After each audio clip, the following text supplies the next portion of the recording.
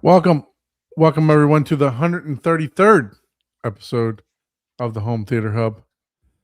Well, happy birthday, America. We're back from 4th of July, from our 4th of July break, 250 years for America. So hopefully everyone kept their fingers and Fingers and toes. fingers and Yeah. toes, yeah, and didn't didn't blow off any appendages. Let's put it that way. So I'm today, gonna leave that. I'm gonna leave that comment alone. I thought about it. I still delivered it. But yeah, no, we got Ike's going to join from his phone, and then hopefully Abe will be joining us here I don't even know if very my camera soon. still works. All right. Yeah, camera's working. Camera's working. I mean, I took a vacation and we skipped a week, so I figured nothing would work Well, again. I left the house on Wednesday before 4th of July. So I guess that was like the 31st or something like that. And when I left, I had no internet.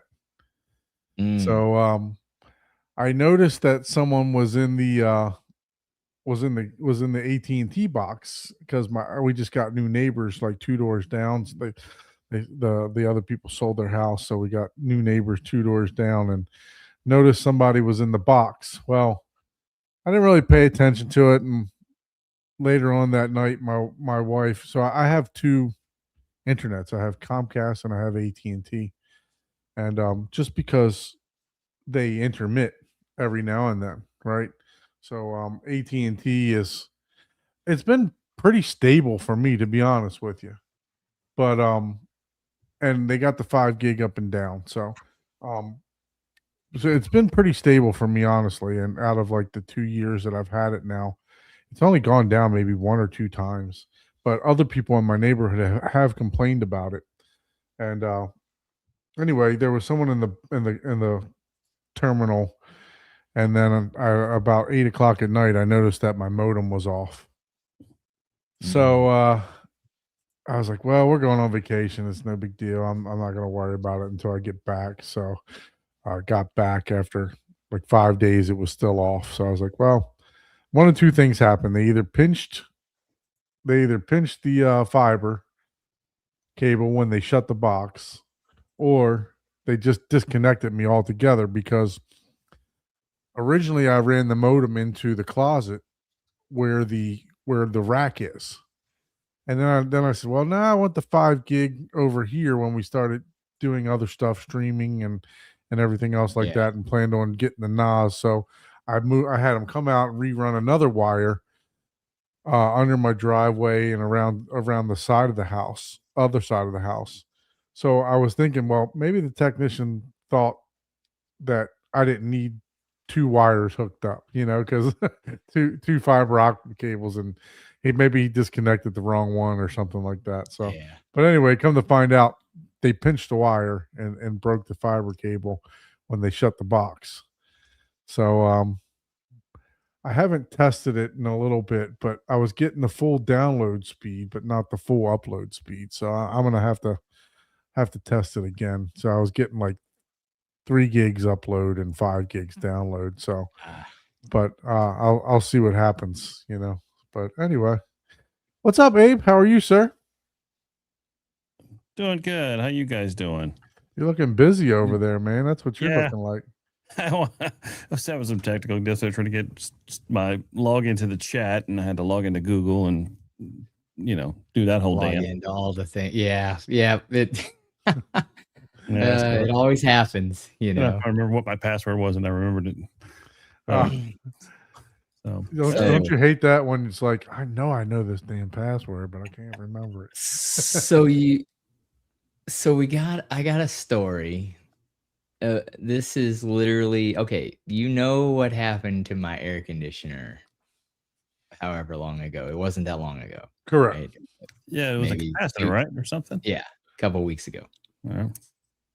As we were going on vacation Wednesday, Jessica said, my air conditioner quit working. And I was like, oh, you got to be kidding me. Her air conditioner or your air conditioner? Hers. Ooh. At her house. Hmm. So we came back.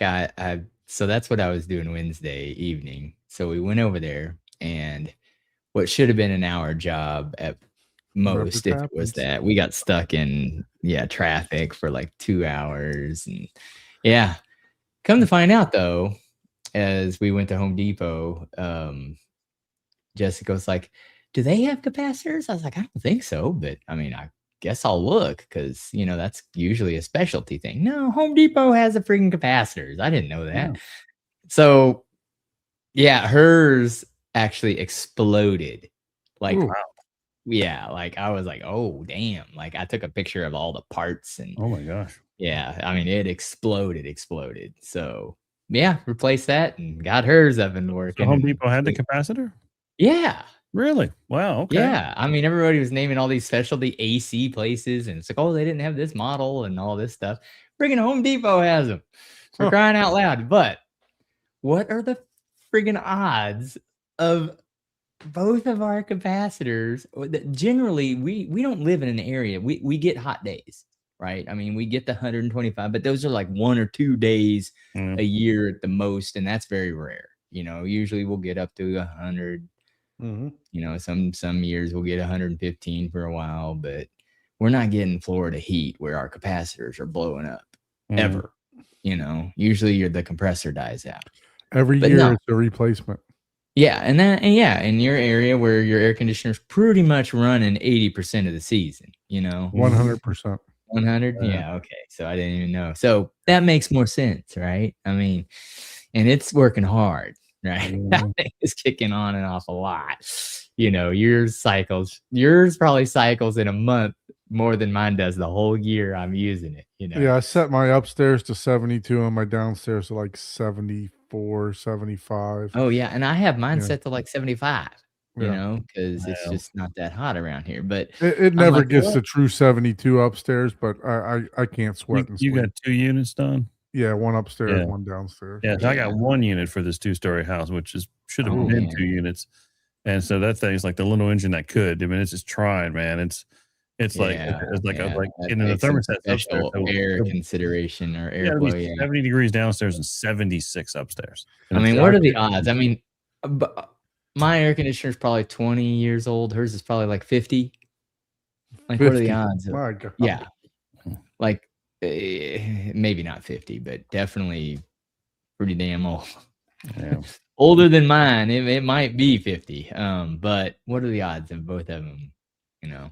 It I is a mean, very common problem, to be honest with you. I actually had the AC guy come out and service mine this just yesterday, and of course I got yelled at because I didn't have the right size filters in there. So Uh-oh. it's oh, Well, like, I have noticed the cheaper filters have allowed it to work better during the summer. yeah, And that's more airflow through. lets more airflow Yeah. through. Yeah. So typically in the summer, I'll replace it with the cheapest air filters. Then maybe towards spring and fall, I'll put the better ones in there. But yeah, it definitely helps a lot. Yeah, all those ones that do like the what is it? The allergen, the allergy allergen. Yeah. filtering and You gotta all that replace stuff if like you that. use those, you gotta replace them monthly minimum. Yep. Yep. Like Yeah. monthly. Yeah, it comes with the ones that you wash, and I'm just not gonna Yeah. wash them. Yeah. But Well, I've got Yeah, those but- Blue Air, like personal air filters in the rooms. These really nice ones. So I figured, okay, I'm not getting in the whole house AC system. I can put the cheap thing in the ceiling. Mhm. And because I've got a nice in room, like Blue Air air filter, which I leave that Yeah. one running tonight. Yeah, I was speaking of air conditioner. I was looking at alternate. Do Oh, we have some alcohol today? Oh, it no. alcohol? It's not. This is a Bourbon. special. Oh, Bourbon I gotta County hide my Stout. face. There we go. macaroon stout. 2024. Wow. Yeah, this is a Fancy. very special happy 250th, Oh my gosh. right? Let's see. I don't even know if it shows. I got a Bourbon clip. Country. What the heck, man? There it is. There it There is. you go. Brand macaroon stout. Heck Check it yeah. out. Yeah, We we're got- gonna we- try this out. We SpongeBob got Fancy.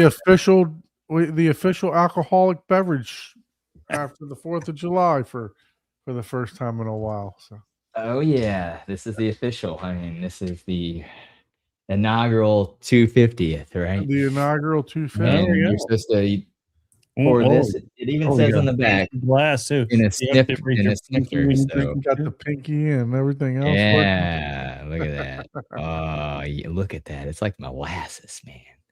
That is pretty thick. Ooh, that's like almost like Guinness looking. Oh, it's Guinness is like water, man. That's not even a thick Give her- beer, man. Really? That's man, Don't I lick tell that you. bottle like that no more. You might excite somebody. Oh my Yeah. goodness! Wow, that's like ooh, that's some Yeah, stout there. that is That I'm is gonna a let that stout. breathe a little bit. There we go. Oh wow! That is pretty, Paul is gonna. What's the proof on that, Paul? you know, I would have to get a pair of binoculars out. I was Maybe trying to spot it, but I couldn't spot it. Where does it say it? do you guys Might see be able to it? read it if you get it focused. Well, it's keep trying to, it keeps doing this thing like, oh, hey, you're trying we to. go. it's There we trying go. to Oh, was that Surgeon General consumption 5-cent birth return. defects? No, what is? Turn it around the other way. Whoop. Let's see. Oh, There's nothing there. I don't know, man. I don't see it. it's on here somewhere. I'd God probably damn it. be better off looking it up. Yeah, at this point, all right. I don't know. Nope. I don't know. No, I don't know. That's Here, hold on. Let me get it. Maybe I can read it. he's gonna get his magnifying glass out. His old man glass out. No, I don't see it. I know it's pretty stout, but It is, What's going on, Nelson? How are you? Thank you for joining, everyone. Appreciate you. Thanks for joining us from our week off. Once again, hopefully everyone had a fantastic 4th of July and kept all their appendages. yeah. All your digits. yeah, I don't think it's listed. Not even least- it's not even on there. Yeah, it's like, nope, we're not even gonna tell you. I think it varies. It's like 15 to something. Well, So it's your still- partner asked, do you want her to look at the bottle? Oh, here it is. Well, it's on. Oh, I thought it was 6%, but it's 14. Yeah, you better pour half of that Really? back in. You better pour half And if of you that look back at it, into the it's like bottle. 6, but you gotta. Oh, there's a Oh, 1 and a 14%. 4 in front of that. So I was like, oh, it's only 6. Well, Oh wait, that's there's a 2 more healthy. digits. That's a healthy So amount right 14.6 there. is what. Yeah, that's that- healthy. Yeah, you Yeah. better pour half of that back into the bottle, or you'll be passing out here about halfway through the show. Yeah, That's 14 the is nice. plan. nice that's balance there. that's quitting time. Oh, when man. you see me Look roll. to the drunk episode of. Hey, we don't mind. Paul is Mm. definitely the entertainment for sure. Oh man, this What- this How is it? delicious. It is delicious. I mean, yeah. and if you notice, he's rocking the ponytail too. I see that. I Mhm. was gonna compliment him on his do there. He's all like, Yeah, I'm professional. I gotta be He's- professional. He's 'cause, got the biker, it's like you're in a biker. jazz club. yeah. The jazz biker band. The bike can pull ponytail back. going Well, on. it's long enough to do that now, so The Jason Momoa without the Jason Momoa. Yeah. It's a micro Momoa. Ah, Oh, what's up, Corey, man? How are you, sir? Thanks for joining us. Appreciate everyone. And so how was your week, Abe? I know that you shared a little bit of information about a project you were working on. yeah, very happy to have finally finished up the theater in North Carolina for a client there. Turned out great. Client is ecstatic. They love it. Looks good. It's kind of. I have some pictures I'll show later on, but it's got that. I think I might have sent a video to you, and we'll take a look at it. But it was good. It was It was actually a very nice kind of simple entry level theater, kind of a classic, ode to old Hollywood. I love those theaters. I wouldn't have it, but I love the design of Mhm. those. Like, it's not my style, but I like that style. So it's kind of Yeah. weird, It's like Yeah, I really love Yeah, you can looking appreciate it, right? You can Yeah. appreciate Oh man, I love it a lot. sure. Yeah. Just like, maybe I wouldn't buy a certain old car, but I can definitely appreciate the work that has gone into, like a 55 Chevy or something like that. But yeah, for sure. Yeah. Yeah, and it was cool because it was one of the first theaters I've done in a long time that where we put a motorized curtain up in front of the screen. Wow. Oh, Kind of nice to do. I yeah. hadn't done that in a while. I do You know what? love that nostalgia, man. I It's like like it. I they don't like even do that hardly anymore. They No, do it some. was we used to They do a it lot some. in the early days, and then it kind of just well, what kind of killed it for a while is everybody doing scope screens. When scope became really kind of Yeah. the mainstay, it killed the Mhm. space you had because when we were doing 16:9 screens, or I remember the days of doing 4:3 screens, believe it or not. We had space on the sides. We could put a curtain for the curtain stack. But as those screens got wider and we wanted larger and larger screens, there was no place to put the curtain stack. So we ended up a lot of times curtains getting killed. And this particular one, the room was wide enough and then the screen was just small enough that we could put the curtain stack. And I built the little facade walls on each side and have the curtain stack.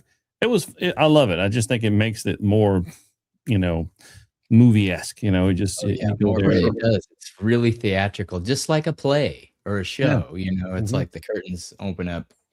Yeah, that's what I think that's what I enjoyed so much about when a couple of weeks ago when I went to LA to Grauman's is that they still have this ginormous, motorized curtain opening up in front of the screen. And it just adds a level of magic to it. So, Yeah, definitely that's enjoyed cool. that experience. Yep, more Yeah, in so curtains than I have in my whole theater. Yeah. I think I told you guys I thought about doing the whole curtain thing, but in a different way down the sides of my theater. Mm, Mm-hmm. Yeah, you do. So instead of going across the front, I was just gonna have like black velvet curtains come out down the sides just to kind of get rid You of know that what reflection, you Yeah. should just have it where it's on a rail that bends, so it's covering the screen, and then when you're ready to watch it, they roll Oh, over to the that would side and block the light. be cool. Oh, yeah. Yeah, we've done some similar things like that. We've done them where they curve actually around the back side of the screen too. We've had to do that. So Yeah, oh, definitely yeah, you can yeah. do that. Yeah. Yeah, it's possible. Definitely anything's possible, right? So Yeah. Mhm. build it and they will come. Yeah. Yeah. And it was nice to see that they definitely have increased, drape technology since the time we've done this last. The Yeah. Tumo, I use a BTX Tumo HD motor, and that thing is. I used to use the old BTX Drapery 5060, which is old school, but just a darn good, reliable workhorse of a drape motor. But you had to set the limits for the open and close, and it was always a pain in the ass. But these Tumo HD Oh, curtains gotcha. are automatically. As soon as you put it up, you just pull the carrier toward it, senses everything, and auto sets itself. I was like, oh, Oh, wow. It has auto torque in it, so it knows, Oh. oh, hey, yeah, we're stopping. we're stopping. It doesn't keep Yeah. us from jamming and running into each other because Yeah. the motor bar's up. So it was like, man, this is really nice. And now they have them where they have a bond, the home bond for the control with Control 4. So you can add a bond driver okay. to C4 and it communicates it, super simple. So then I can have it where when you press power or play, it opens up the curtains for you and then closes Nice. it when you leave. So Yeah, and that's makes it worth it, right? Oh, I mean, yeah. it's just all that experience, especially if you're just there to enjoy the movie. We all kind of love the tech of it too. So, yeah. Yeah, so it was good to see that actually there's some cool tech just with drape motors now. Yeah, that oh, they've yeah. yeah. Shoot, you can buy like $50 or $60 little things that works with your Amazon and Home Assistant. That Yeah, I see that for that's I like, saw those. damn. Those are pretty cool. It's like that tells you how much the technology's changed. Like I remember like a mini DSP, something like that costing like $3,000. Mm. Like if you wanted something to do that, it was like $3,000. Now it's like, $200. It's like, damn, Yeah. tech's changed. And we welcome Ike from his Hi. from the trail. Where is he? self-help retreat. Oh man, look at that. Dang, Help man. retreat. Yeah, From the Betty Ford Clinic. he's getting off. He's jumping on the Live from- wagon. I'm live from the jumping Betty off. Ford Clinic is like No. Yeah, that's what I was Man. thinking. That's a nice little abode you got going I on there. I had to move far away from the place because they have a bunch of copyright music playing in the background. Oh, I had to step outside, but yeah, I had to come to our work training facility. We have this whole like university style training where we go from like leadership training and all that stuff. So So you're doing I'm here trust falls tonight and and everything tomorrow. else? Is that what? I said you're doing trust falls and everything else? Yeah, we didn't. Yeah, at least we didn't have to do that, but we have taekwondo tomorrow morning. We gotta go for some taekwondo training, like workout Taekwondo? stuff. Taekwondo, like martial arts type stuff in the Taekwondo. morning. Oh, I was thinking Taekwondo, Kwando. Yeah, I don't know how you Americans pronounce it. Where but where yeah, where are you at for it to be? We're all in the dark here, and you're like in the sunny. Yeah. I know it's the beautiful side of Texas, Westlake, Texas. Oh, okay. Yes, Lake Oh, Oh Texas. wow. Oh man. Mm. See, I'm gonna copyright that It's tree amazing. background that you got going on there. Dude, and the irony is where I am is like the barn. It's just like where people just can hang out in the evening. I wish I could show you the rest of the place, but I'll probably get in trouble for doing that. But yeah, it's beautiful out here. Oh, that's cool. Yeah. That's cool. Well, it's good to get you guys, or at least you. I don't know about your coworkers, but get you from behind that desk.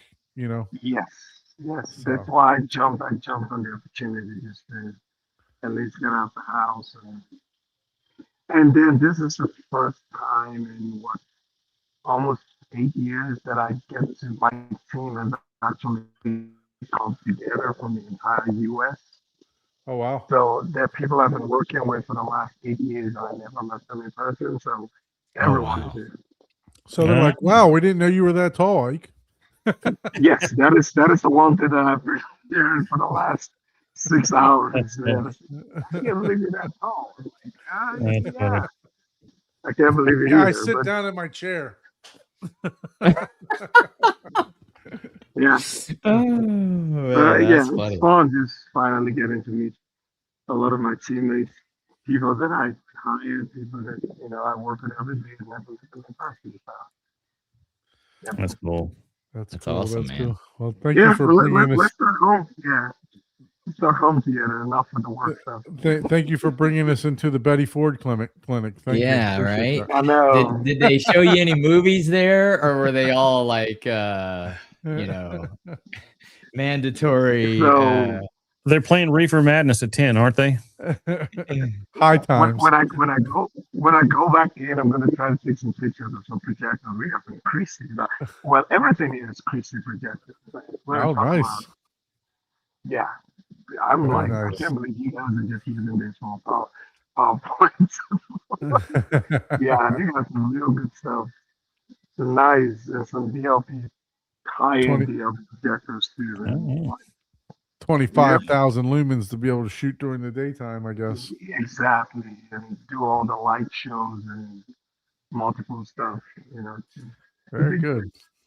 Very good. That's Well, true. you're making me seasick walking around. You're like my wife pacing when you're talking back and forth.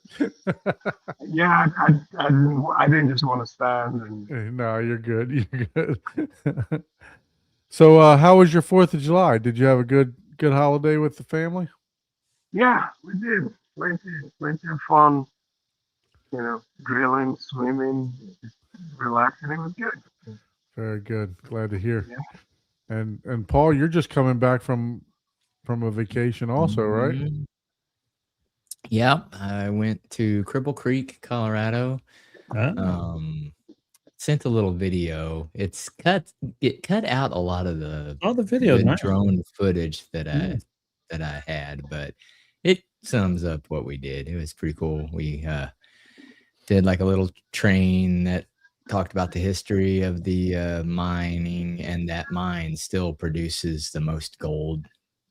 Wow.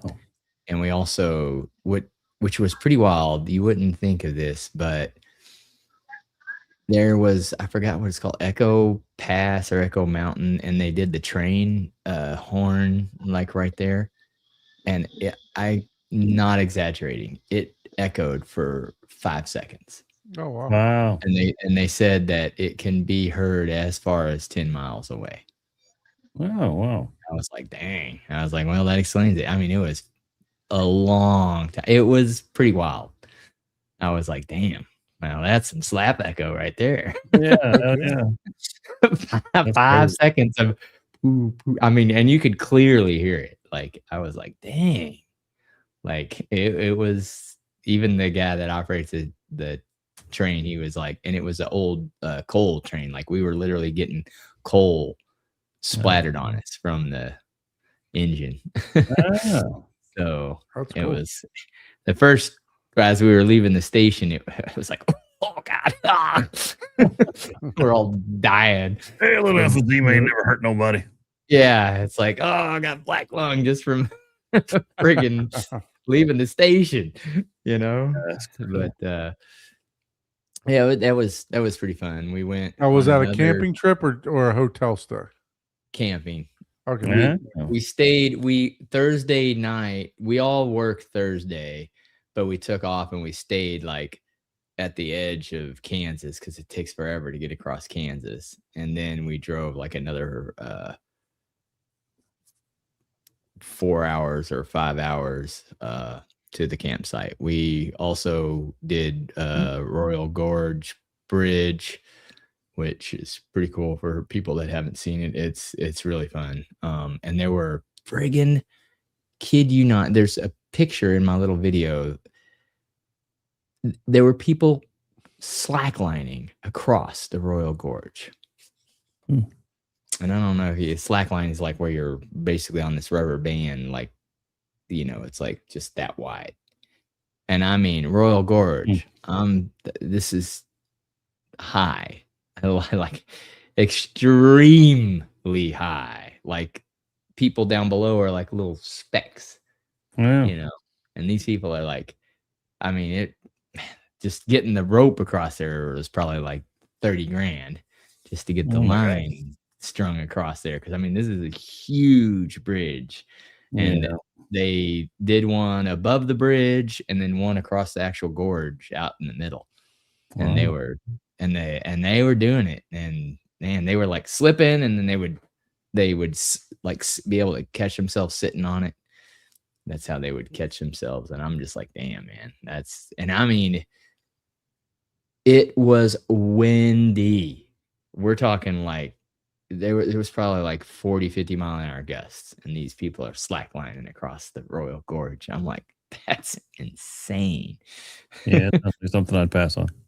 Yeah, I was getting nervous just looking at it. I was like, oh, that is giving me I mean, that was just like just looking at the line, because we were on a tram going across and we could see the line. And I was like, are people climbing across? And I was just thinking people were climbing across, like, you know, doing the whole like hand over hand friggin', you know, no, they were slacklining. They were walking across that thing.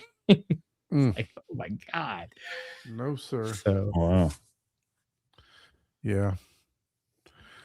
No, so for me, we actually took off the 1st and came back on the 5th, but I took off an extra day for Monday just to relax. So I didn't watch any movies, just to give you guys a heads up, but I was participating in the movies. Oh.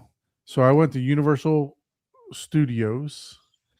So got to see a bunch of Marvel stuff, got to see a bunch of Minions, and got to visit Epic, which is all the new Harry Potter and Mario World and all that stuff. So that was wow. that was pretty fun. So Cool. got to do all that, and then for a relaxing day, went to SeaWorld. I hadn't been to SeaWorld in probably, I don't know, 10, 15 years. Went to SeaWorld just to watch like all the dolphin shows and the whale show and everything else like that. So we just did a bunch of shows. Didn't even step foot on one roller coaster at SeaWorld. I did ride the Hawk at the end of the night. at Universal. So just jumped on that like literally with 5 minutes left of the park to close. But yeah, it was that's my favorite roller coaster, man. The Hawk is Hawk, yeah. intense. Yeah, I think I've been in the Hawk. So it's but yeah, I got to do all the cool 4D rides and stuff like, you know, for the Spider-Man ride is still awesome, man. Even though that thing's been around for quite I think I remember that one. That was pretty good. quite some time. You ride around in a cart, right? So you're in a Right. cart, it does all the rocking and everything else. Yeah. You wear the 3D glasses, and you know, stuff is like characters are jumping on the car and the car is rocking around. It's the 4D ride, right? That goes through the like a movie type. Mhm. Yeah, that's a Yeah, good one. yeah. Mm. Yep. So it spins you around and you go around and there's different screens set up throughout the it's cool. It was really cool. We did the Mario Kart in Mario Land. That was really fun too. My son, he for some reason he's getting more aware of his surroundings. So before he would ride anything and everything, but now he's kind of pulling back a little bit. He's like, well, I don't want to ride this and I don't want to ride that.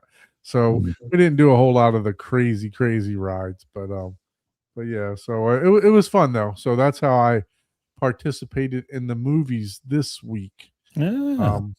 By actually doing the rides. We did Mario Kart, we did Despicable Nice. Me, we did like I said, Spider-Man, Harry Potter. It was cool though. So it wasn't cool as weather-wise, but it No, was still Florida heat, Orlando. yeah. too. So it Swampy. really, honestly, I thought it was going to be worse. When we got there, we stayed at the hotel on Thursday. Yeah, we stayed at the hotel on Thursday or Wednesday, one of the 2 days. I can't remember, whatever day we got up there. We left on Tuesday night. We stayed there Wednesday so that we could enjoy the hotel. The hotel has a huge splash pad for kids. It's got a so-called lazy river that's like a rapid river that pushes you around. I Has love tons of those. water slides. Yeah, they got Two some ways huge to stay pools. cool. Yeah, 2 huge pools. So we spent the day there on Wednesday. Then we went to Epic on Thursday. Universal, both Universal Studios in Hollywood on Friday, and then SeaWorld on Saturday for 4th of July. They had a really cool drone show and firework display there. So cool. did that. And then Sunday we got a nice late checkout. So I think like a 4:00 checkout. And then we drove back. So other than that, I've been watching a lot of football. Football? You watch the football? Football. So my wife is from Brazil, and obviously, you know, we have to watch, you know, football whenever the World Cup comes around, and I really do. I enjoy it too. I played when I was younger. Played a lot of soccer when I was younger, travel soccer and everything else. But yeah, so I enjoyed it. We watched it. Unfortunately, the U.S. and Brazil both got their ass kicked. So neither one of them are in the tournament in the cup anymore. But Yeah. we're still watching it. We watched a little bit of Morocco, France today. So but yeah. So that's what I've been watching. How about you, Paul? I know you've been collecting over there. Yeah, I have bought some more stuff. Whenever I forgot to add the 4K cars to my collection on Prime Day because I was like, Ooh. oh man, I forgot to add that. But I am gonna probably order the First Blood Rambo. The new one. Which brings me to one of the movies I watched.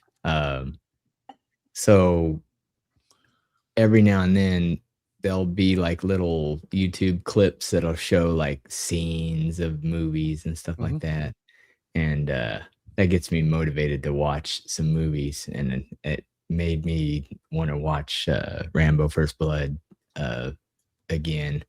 But I was like, oh man, I don't have the 4K of that. I was like, I bet you that's probably a pretty good, you know, as far as the video, since it was done on film. I mean, I haven't looked at it, but I was like, I would be surprised if it wasn't done on 35 millimeter film. Yeah, great movie. Yeah. Yeah, and it's a really good. I mean, that movie still holds up today as far as like the action and plot. Oh, and it's stuff wonderful. like It's the that. best one in that whole Oh series. yeah, for sure, for love sure, for sure. The rest of them Other are than all the fact that he kills a whole village, it yeah. holds up.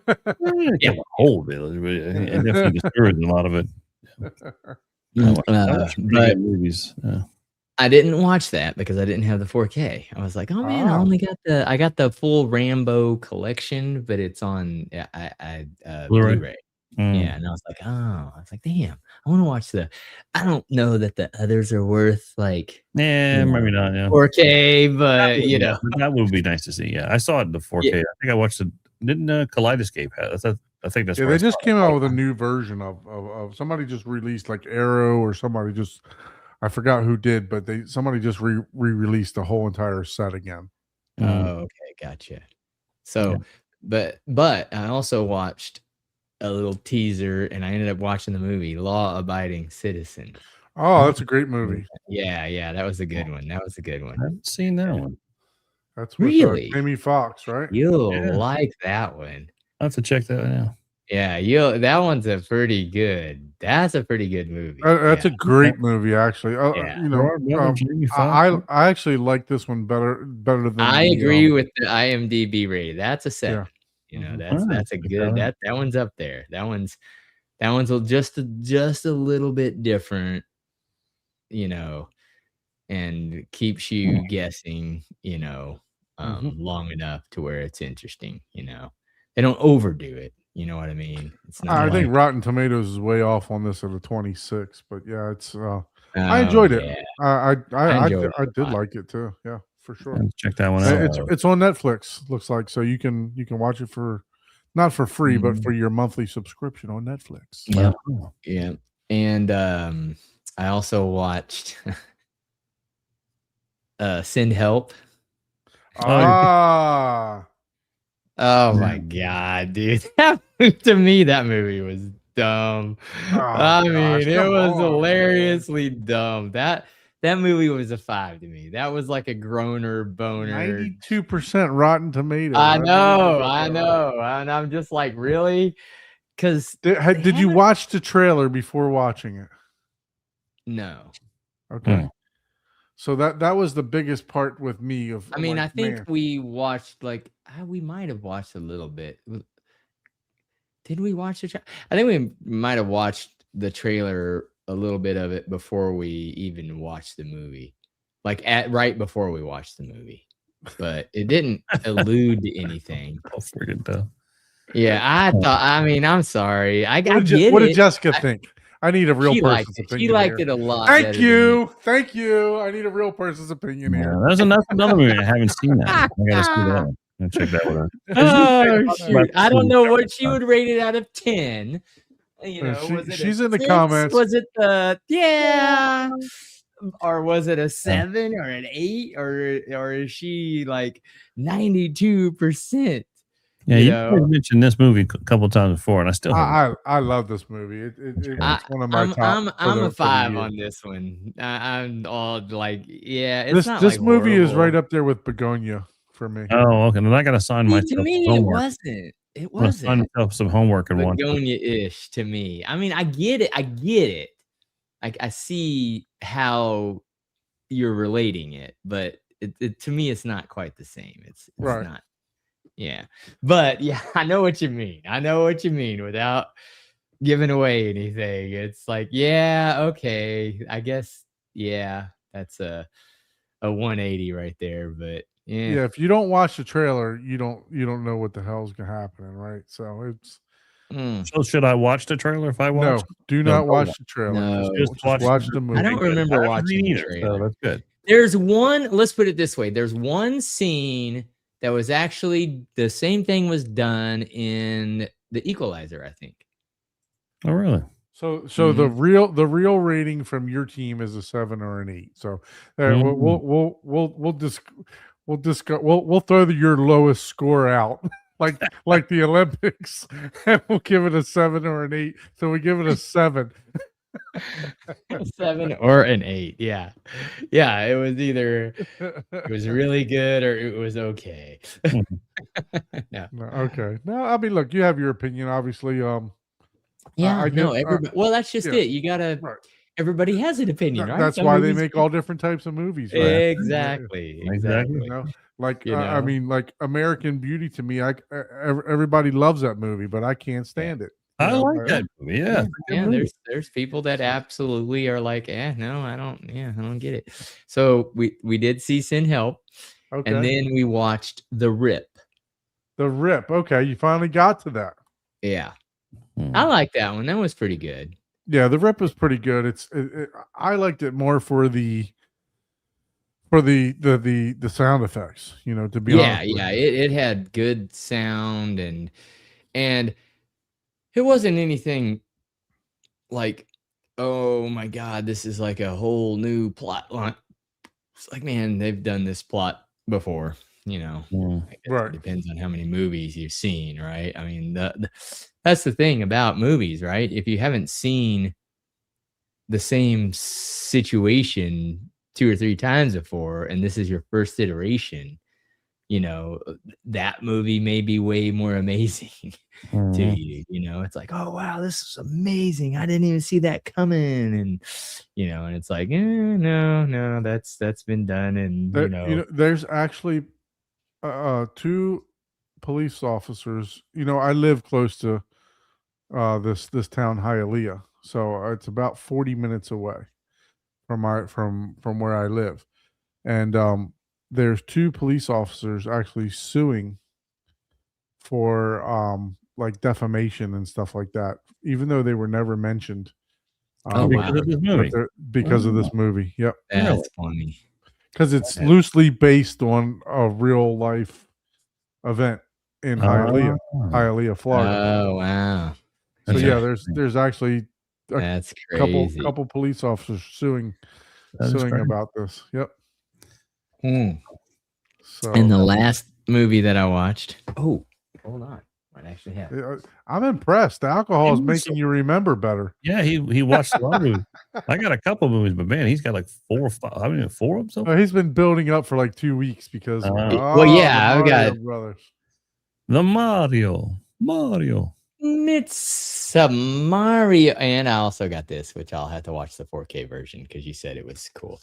Yeah, the Speed Racer and the Mario.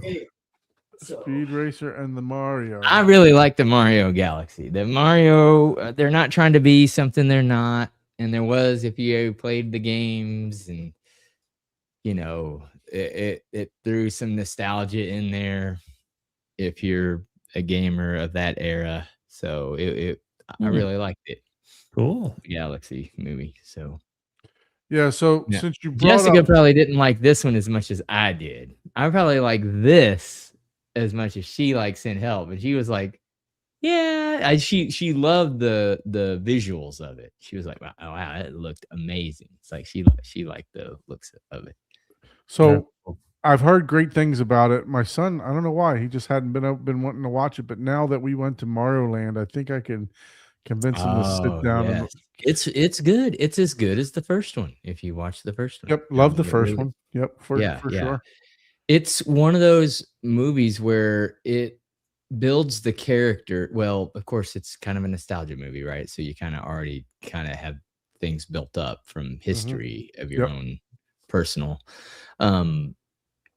But it was one of those movies where, like, I'm like, oh man, how is this movie almost over? Like, how are they packed in so much stuff so well that it was only like 30 minutes into the movie, and I felt like I'd already been watching like a developed 1.5 hour of a movie. You know what I Nice. mean? Like I was like, I wow. heard Yoshi was pretty funny in the movie too. Oh yeah. Yeah. Yoshi's pretty funny. Yeah, so I heard, Supporting, it was pretty actor funny. award nominee. So Next yeah, week. so your better half over there says she enjoyed Mario. It was really pretty. Yeah. So since how you brought up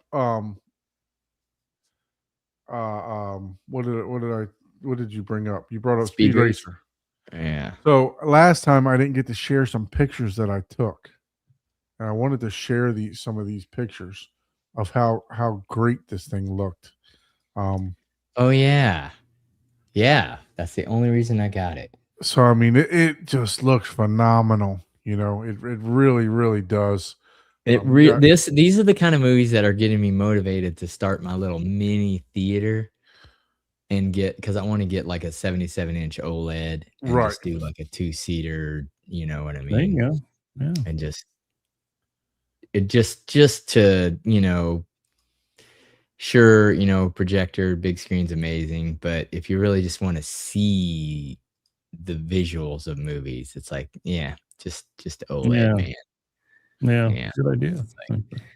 Some of I'll this one's a little blurry, but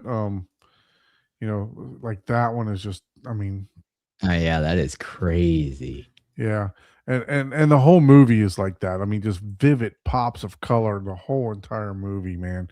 It is definitely a reference, visually and audio movie. It's just crazy how good it is. So, but yeah, we won't beat the drum to death here on that one. But I did want to pull those pictures up that I have other ones, but I guess I didn't have a steady hand as I thought I did when I took them. So some of Well, them it's took a also little more. probably frame interpolation, Right. Yep. I So mean, what it's you see with your eyes is 20 frames, Mhm. so yeah, a camera is much faster than the eyeball. for sure, Uh, for sure. So, but yeah, no, definitely. I think you're not gonna enjoy the movie, but you're gonna yeah, enjoy. yeah. enjoy I thought they made a new one. I thought that's what all the No, hubbub was they about. all they did was just. I Remaster, mean, yeah, because I was a remaster. Speed Racer guy in my youth, and it wasn't anything like it. Because Speed Racer was way more of a serious character, Mhm. like crime fighting, Yep. bad guys, and nah, they turned that into where he was like, it's just a little bit different. There was some comedy relief, obviously in Speed Racer, but it wasn't ever like he was just this. I don't know. The movie didn't, to me, quite do it justice on the premise of it. Kind of like Fall Guy, right? Like Right. the series, he was a legit crime fighter, where in Fall Guy, the movie, the new one, he was just like this bonerific stunt man that, was like, oh, that was just good at I've solving not crime. seen Fall Guy, but I do want to see it. Yeah. It's just, it was a good movie. Fall Guy, the movie, was a good movie, but it was not, to me, you have to just unrelate it to the series, the original Fall Guy series. It wasn't like that. So I had intentions of watching a movie, but just didn't get to it.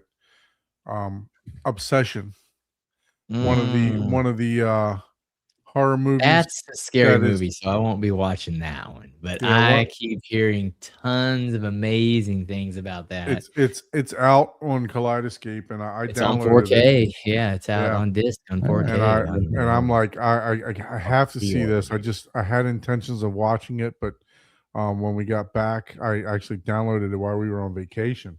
I had intentions of watching it while we were when we got back, but just hadn't had time, trying to catch up with work and everything. That one out too.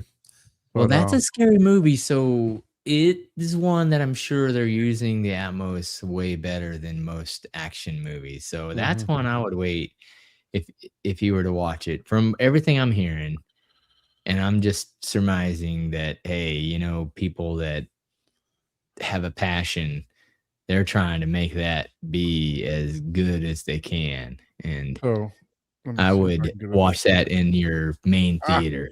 yeah, for sure. Well, I mean, Close, it's on yeah. Kaleidoscape, and it's in the new cinematic 4K version of the Kaleidoscape. Oh, it's in the new cinematic version. Cinematic 4K. Mm. Wow. They also have it Dolby Vision HDR10. And That's nice. yeah. So the thing is, I don't have Do you have the new I don't K-scape yet? I No. do not have the new K-scape, and I'm kicking myself in the ass because I didn't order it because I knew I was going away on vacation. So I didn't want it sitting at my front door when I was Yeah. going away. So after our show concluded, the previous week, I'm like, well, I'll wait till I get back. Well, I have had some recent orders for the Kaleidoscape, and unfortunately, they are on back order right now. Yeah, I Oh, was gonna say they're man. back order right now because I have an order out for it and I'm not going to get it yet. So. Yeah, so it's gonna be It'll be a while. 2 weeks to a month is what I was told by the rep for our area. I think Yeah. he covers your area too, Abe. So Okay. Yeah, but I won't see mine for a while. I don't think. Dang. yeah, so Dang, man. unfortunately they Dang. are on back order. I mean, But, I'm curious to see what people think Well, about listen, that. I mean, Jeremy was on the that's- show. He came on Tech Enthusiasm. He came on and he talked about it. He's got one. He's actually got some people, some customers that have actually got the player already. And Oh wow. go to his show, go to his channel. He's talked about differences in movies for HDR10 versus the Dolby Vision cinematic version. So make sure you check it out because he's Definitely. he's actually thinking that the HDR10 version of the cinematic version is better than the Dolby Vision version of the cinematic version. Well, I can So see that. it's, Because well, and they've done this before, and I think even whenever we were at CEDIA, some people had kind of mentioned it, right? Because you know how everybody was dogging the 1080p Kaleidoscape, right? But it had HDR, Yeah, 1080p with HDR actually can look good in the right. and people literally couldn't tell the difference. And it's like, yeah, resolution isn't resolution is a very specific requirement, right? I mean, it is like how close and how large. It really only helps you when you get into these large screens. But HDR, I knew Nelson would have a good review on this. So he says Obsession is a crazy creepy movie. Yeah, see, that's the ones I don't want to watch. He said it was good, but some surprises in it, but it was predictable. Okay, yeah, I definitely want to watch it. That's good. That's good. Yeah, Ike it sounds like says a that- really great movie. And I read an article that Films at Home is still how I know him. He's got a different channel. I should have such a horrible memory. His name's Jeff, right? Yeah, Jeff Russo. Or something. Yeah, we've talked about him before, huh? Yeah, really, really cool guy. I don't know him personally, but you can just you just kind of tell. You can just tell people that are legit passion, and he even has articles, and he actually has some writings that actually are part of like the movie back or pamphlets of some special edition movies and stuff. So I mean, he's like really passionate about movies, like legitimately passionate. I wish I had that kind of memory. I probably be a little more passionate about the art, but I don't. So I just enjoy the movies as I see them. But yeah, back to the Kaleidoscape and the new. If it is anything like, like a 1080p with the same HDR color chroma, looks so close at a distance, you literally it looks the same as like 4K. Yeah, 4K, the color made a bigger difference. Just listening to his show, he's saying that the HDR10 is coming through because he said you actually can go into the Kaleidoscape through the web UI. There's a whole new back door into it. Not new, but there's a whole back door into it to where you can do different stuff than you can through the normal app, and like make scripts and program it for lighting and subtitles and all kind of stuff. But you can actually see the output that is being output through the actual device. And he says most of the he said most of the HDR10 is being pushed through 444, but Oh wow. the Dolby Vision isn't being pushed through the full 444. It's like pushed through like 422 or 442. So it's not being pushed through the full 444. Mm. Gotcha. So that's just from, but I encourage everyone to go over and check out Tech Enthusiasm. He's definitely on top of that. He's messing with different settings and everything else like that to try to get the absolute best out of it. But yeah. So yeah, that's my story about the Kaleidoscape. I was hoping to have one, but I knew it was going away, and I did not want to leave it sit on my doorstep while I was. Yeah, I wouldn't want that either. I ordered a couple of things. Like, I had to call my neighbor and say, "Hey, can you put that in the garage?" Yeah, yeah. I ordered a really expensive coffee grinder. Oh, okay. You know, That's I good. was like, "Oh, damn it!" It's like sitting right on my porch, which, you know, nobody grabs anything around here, but still, you're You just never like, know.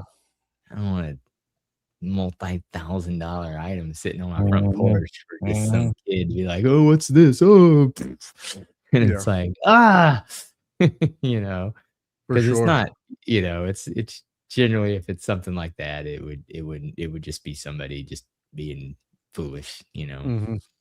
They probably wouldn't even know what it is and just go. Yeah, they wouldn't have a clue, but So how about you, Abe? Were you able to partake into any movies Yes, this past? yeah, I did. Actually, my dad came over for the 4th and got to hang out with Dad, and we're both into movies, so we got to watch a lot of movies together. But one in Oh, particular nice. that neither one of us had seen, Escape from New York.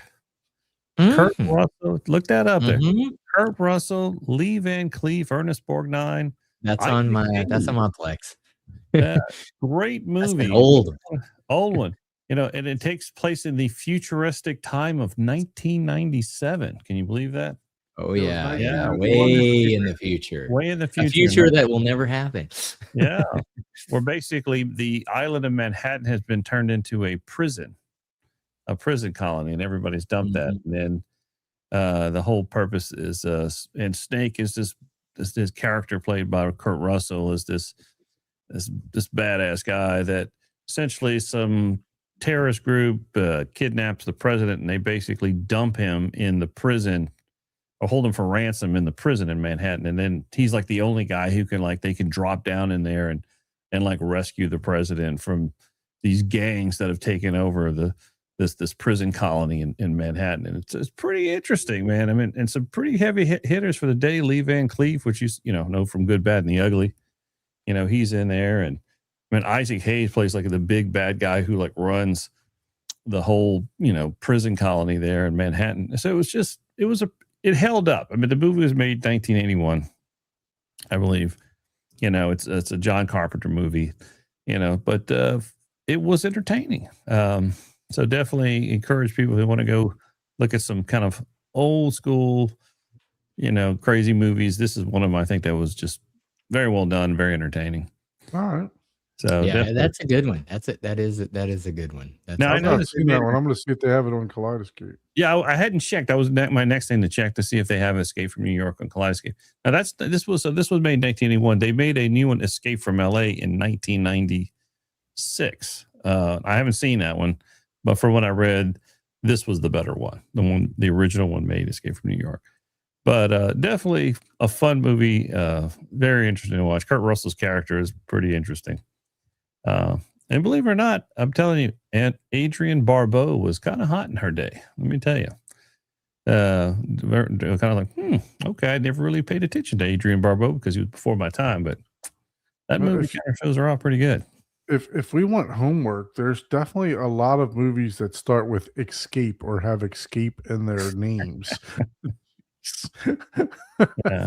Yeah. Oh Yeah, yeah, I I thought forgot. it Has was. anyone watched? We committed it, but it wasn't like a hard commit. Bulletproof Monk. No, I don't think we ever Watched heard it from No, him. yet. I have watched it before, so to me, I don't think it was I agree that with Craig, bad, too. but That intro theme song was really good for the we Escape from New York. did commit to watching that as homework, and I haven't watched it yet.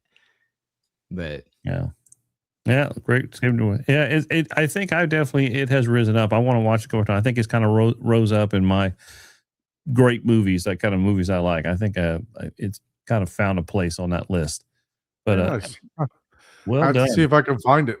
Yeah, well, yeah. It's not on Kaleidoscape. I didn't It's see not it a on there. Kaleidoscape. Oh man. Yeah, but I It might enjoyed be it. on Amazon. I might be able to get it cheap on Amazon Prime. It almost like I'd love to see a remake of this movie, but exactly in the same storyline. Of course, I just got this feeling they'll screw it up, but so It maybe tells they you shouldn't. right there. Watch for freeware. Yeah. XMO. What is I that? know that is. Now, the other thing me and my dad did is we went back and watched several episodes of Perry Mason. Oh my God. But you know what's funny? It was My funny. We actually God. made fun of it because some of the plot lines for these cases that Perry Mason has to solve are so incredibly thin. And I was thinking, Yeah. we have the luxury now of stopping, rewinding, what did he say, and trying to piecemeal the timeline together because we can, but back in the day when these Perry Mason movies aired, they were live. There wasn't rewinding, what did he say, no subtitles. Yeah. It could be thin because they never were going to know what the hell, remember That what the hell was VCRs didn't exist. didn't exist. You couldn't record it if you wanted to. Like there We was went no back and just method. literally sat there and thought like, how is this possible? Like, so we started like writing the timeline down of like, how could this lady get murdered? And then the husband show up like an hour later and then 4 different people that showed up at the house within this. It was weak, but so we had so much fun just dissecting that and showing how horribly thin these plot lines were. So that was my weekend with Dad watching movies and crappy Perry Mason shows. So That Ozzy Osbourne has a Perry Mason song reference in one of his songs. yes, he does. He does. Yeah. But that's the closest I can get to relating to Perry Mason these days. I mean, it's kind of I don't know. I kind of liked it. It was kind of fun to make fun of it, but definitely movie wise, Escape from New York, great movie, highly recommended. Yep. Just definitely fun to watch. Yeah, I'll definitely have to check that out somehow, some way. I would love for that to get restored and put on 4K and put on Kaleidoscape. That would be a great one to do an upgrade on. Yeah. So we got a Cool, question. Says, I don't have a projector. Do you guys think Kaleidoscape is worth it for an OLED TV? Yes, I watch it more on my OLED than on my projector. Absolutely. So here's my thoughts on that. So the question is, are you asking? It's worth it no matter what you throw it on. Yeah. I mean, if you're talking about like the quality, a TV is going to show 1,000 like OLED. More for the sound, the amazing sound for the Kaleidoscape.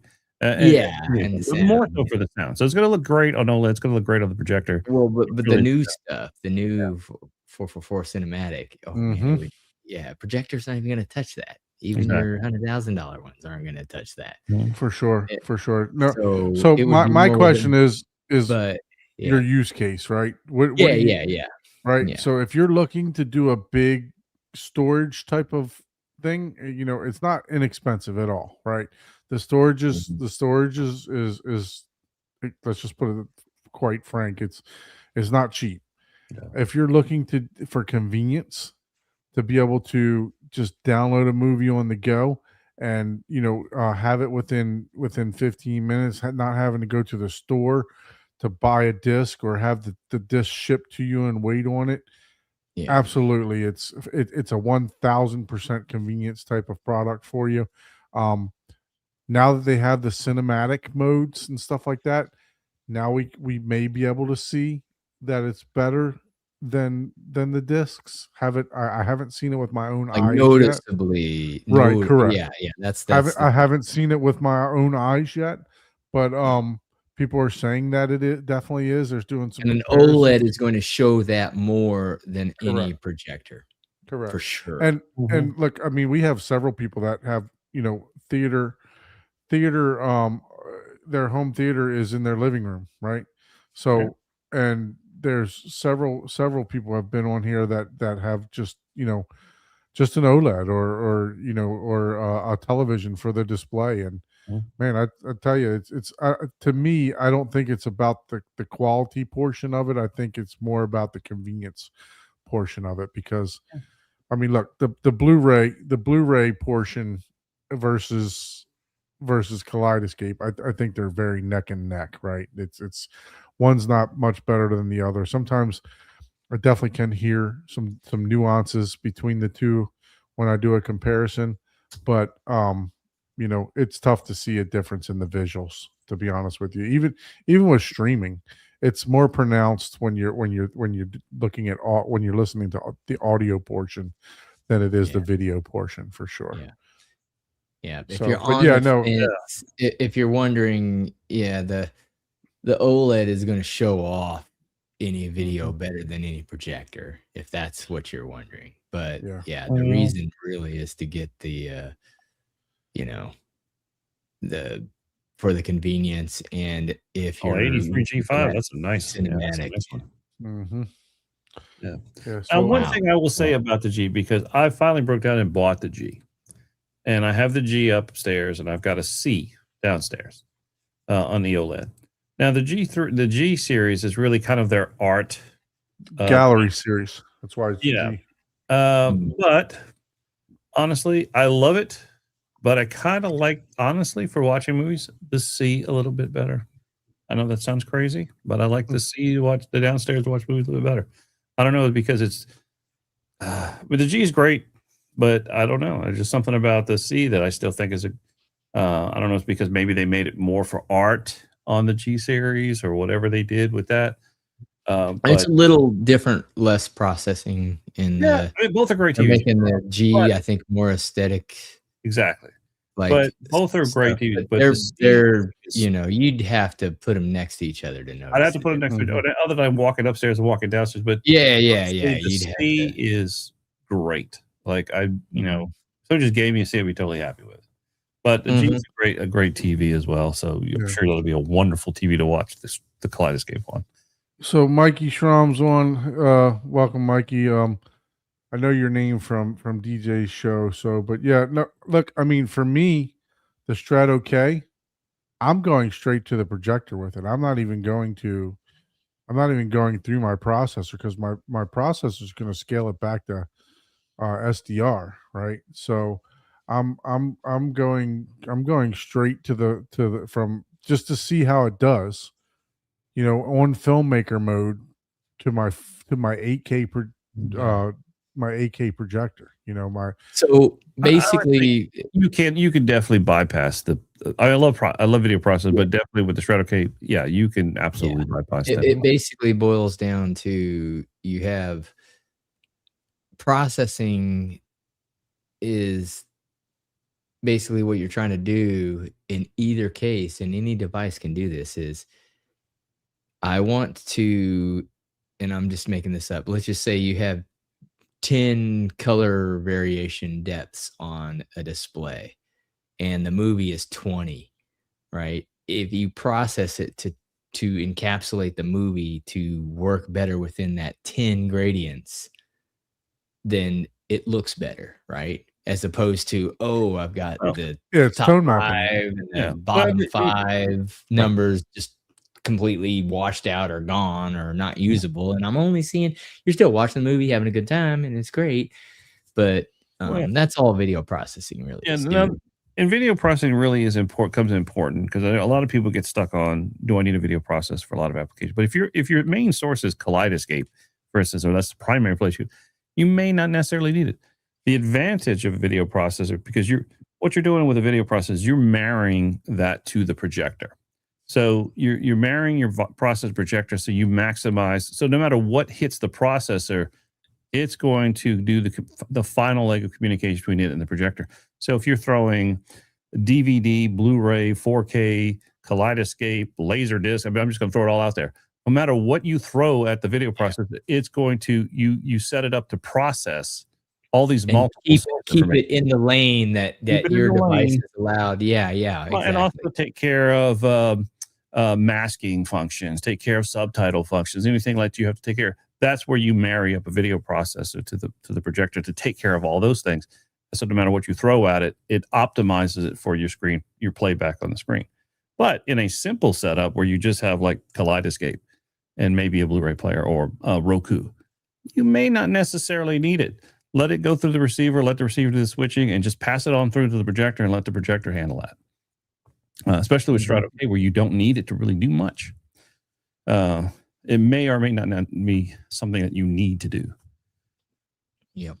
Yeah. So the Like- next question was, can a projector do 444?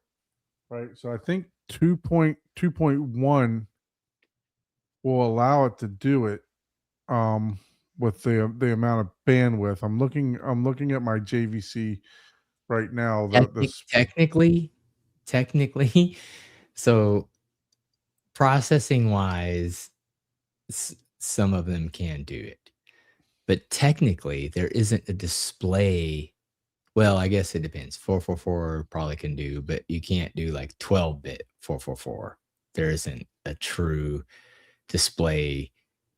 They'll be able to accept that input, but they won't actually be displaying it on the end result.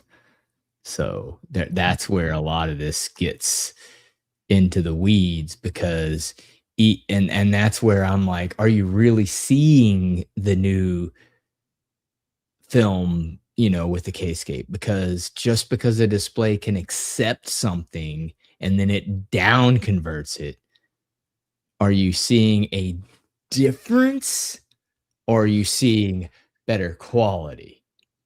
Because if someone spends $30,000 on something and they see a difference, they're just going to say, oh, better quality, versus, oh, is this actually better? So here you go. This is a I have the NZ8, so it's not the newest model, but Clear Motion Drive supporting 444 signal. Yeah. So and there's a difference. Signal, right? You can have a 480p projector that's $30, be 4K compatible. Right. Well, I mean, look, some of the pixels, some of the pixel shifting signal is different. Signal just correct. means, hey, I can talk that language. Let's see if we get down into the weeds down That's here. what signal means. Is hey, yeah, I speak that. Yeah, processors have their benefit, So it will allow 12-bit to come through, 12-bit color depth. Let's see. So 709 BT 2020.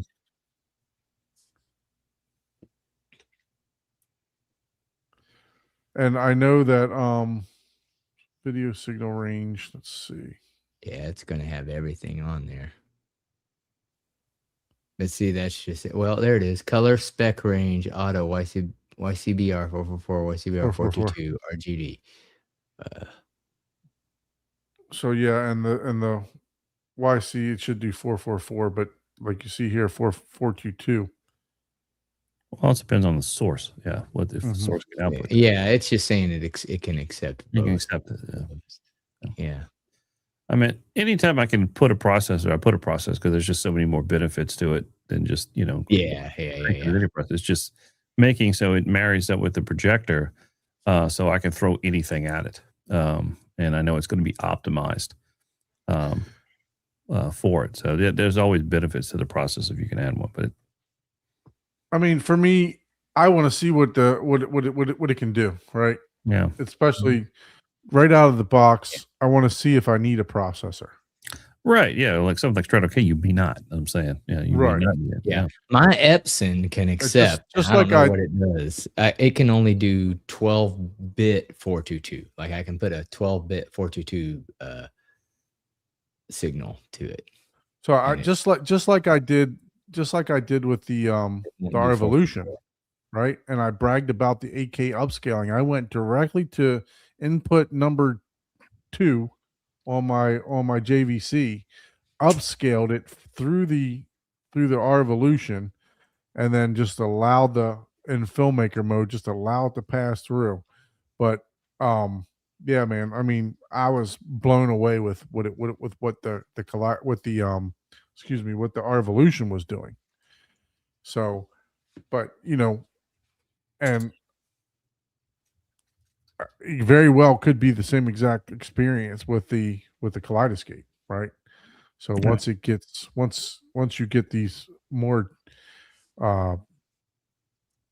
Yeah, I'm the looking forward to 444 seeing and it. 422, yeah. It could make a huge difference. I mean, to Mhm. me, I'm like, I as went an to look. engineer, that sounds more plausible of a difference than 8K. I'm like, dude, what?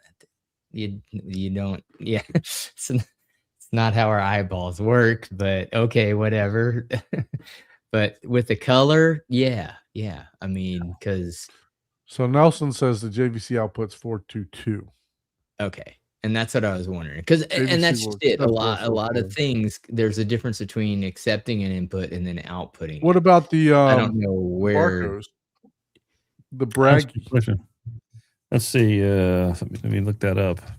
Yeah, and the Because I thing know is, they do full Rec though, 2020, right? yeah, but to be able to do that, you've got to have a certain amount of black level. So that's where you're getting to be able to do the gradients of the color. You have to be able to have a black floor of 0. Like, Yeah, it supports true 444 chroma at 4K. The wow. Barco Bragi. The Bragi? DCI P3 Wow. color gamut. Okay. So yeah, so it must be so bright, because that's another thing you can shift, right? Because it's really a relative difference, right? It's like you have one color, right? Like just like on my backdrop, right? You have like red. That's just red. That's all red, but there's gradients of that. And now imagine adding like 10 times the gradients, and it just gives you that more sharper to your eye, and it's the brightness of those colors that fade that give you the perceived resolution difference. And that's why you can see a 1080p image at HDR that looks like a 4K. Yeah, according to this, it can do 4K 60, 444. Now, of course, obviously, if you blow up the image to where you can see the pixel difference, then obviously that's a whole nother conversation. But your average home cinema person that's watching YouTube, no offense to all the millionaires that are watching us, the average person doesn't have a 300-inch movie screen that's watching us. Just saying, What's up, Nelson? Maybe Abe's people watching him are like, oh, what are you talking about? Did you already get your order placed and received? Yeah, it did. But I haven't received it. I'm still waiting. Oh, okay. So you're still waiting for it. Yeah. Still waiting on the check to pass. Yeah, I got it through Value, and they're haven't gotten it in yet, so I ordered it immediately. I just wanted the 4K GUI actually, Right. Nice. But interesting, all this stuff with this new Kaleidoscape. We'll see what happens. I mean, accepting a 444 signal and outputting it, no TV or projector really does it unless you get like a professional thing like a Barco or a Christie. Yeah, it's always going to come. Like, there's no display or 12-bit. I know for sure 12-bit. 12-bit 422 it could do. But what you're gonna see is that with the higher bit depth of the color, accepting a 4/4 signal, even if you go through the Lumagen, you're starting out with better output. You're starting out with better color. So it should look better. And that's it's kind of like audio, right? It's like 98K. We only hear 44, but if you're sampling it, your device is sampling it, down the chain, right? If you start off with, 4 times the resolution that you need and everything else touches it, and hey, you gotten rid of 10% here, 10% there, 10% here. Oh, it's still 44. It's still above your human hearing. Perfect. It sounds better, right? But if you start off at just over. If you start with shit, And you get shit. yeah, even if it's perfect quality, Yeah. and then you start playing it through different devices that start manipulating it, Mhm. and they don't manipulate it well in any fashion, then you're end Yeah, up with lesser quality. Yeah. And that's one of the reasons that like people like the Kaleidoscape, right? Yeah. You know, it's Yeah. just like, hey, there's no question here. You're not dealing with a player, or you're just, you have a device. Like, hey, I want the best quality that I can get. Boop, you hit a button, boom, it's Yeah. there. Yep.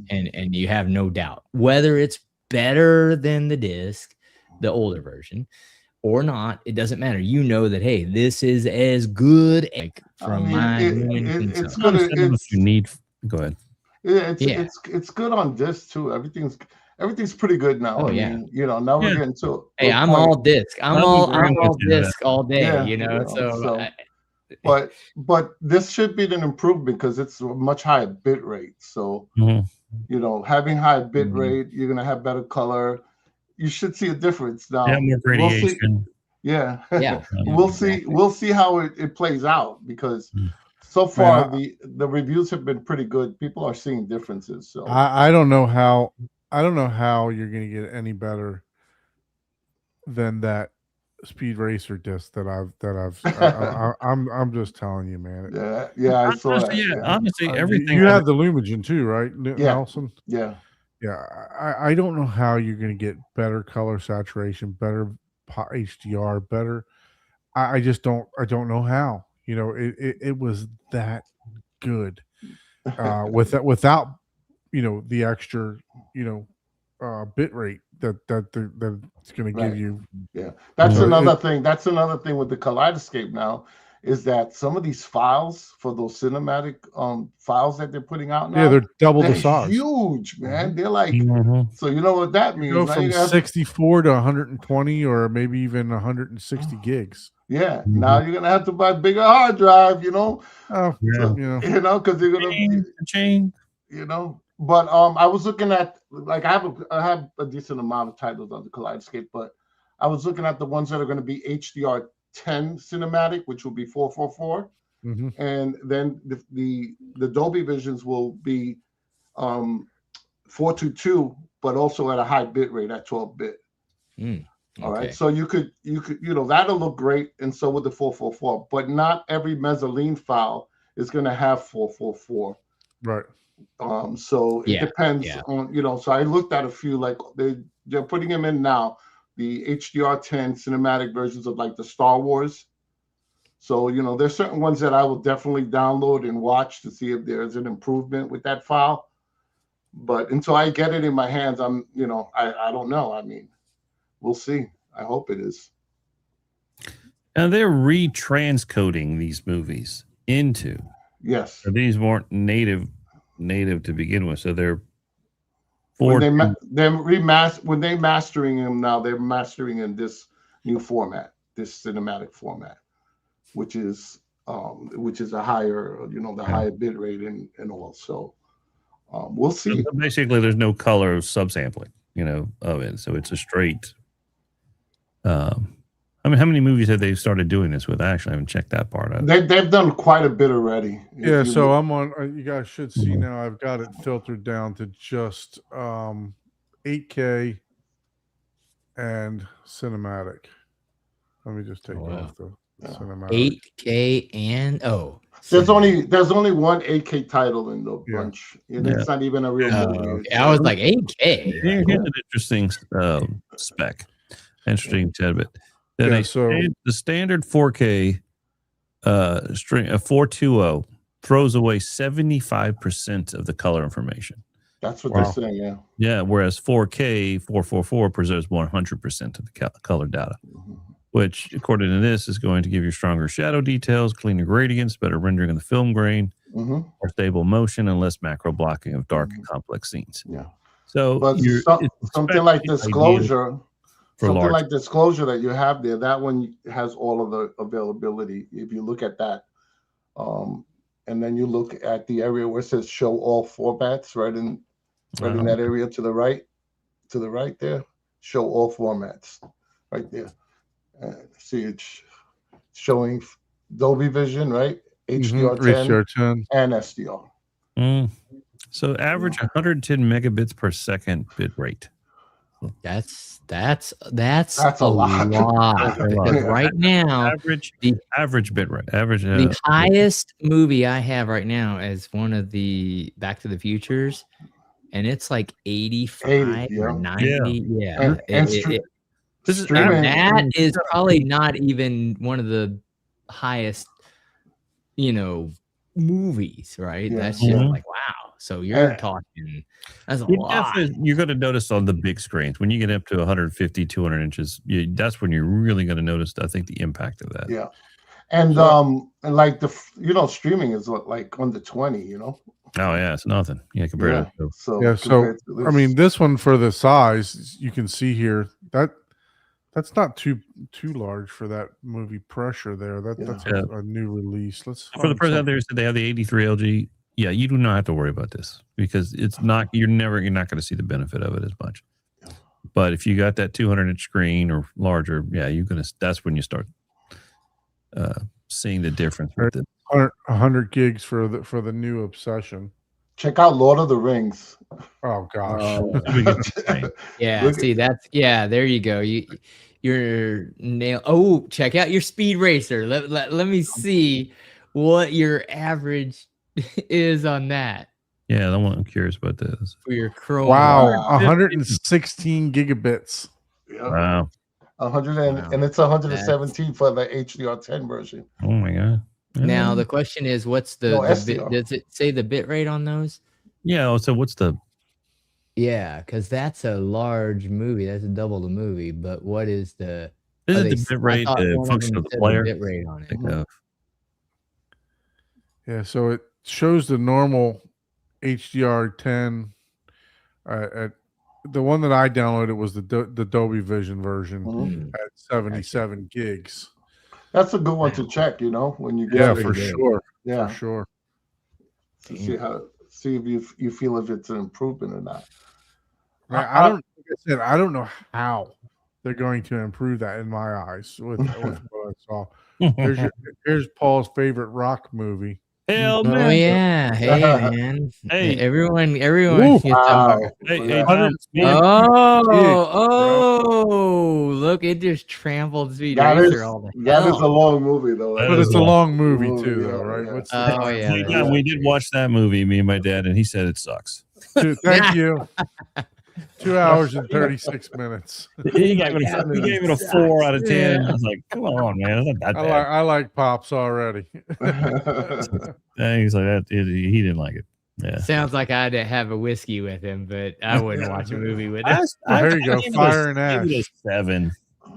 That's a 3-hour movie. Look, let's see how many 181 83 gigs. Well, shoot, that's not that much. Hail Mary's Yeah. not friggin' what the Hail Mary's not that long of a movie. Yeah, I Yeah. know.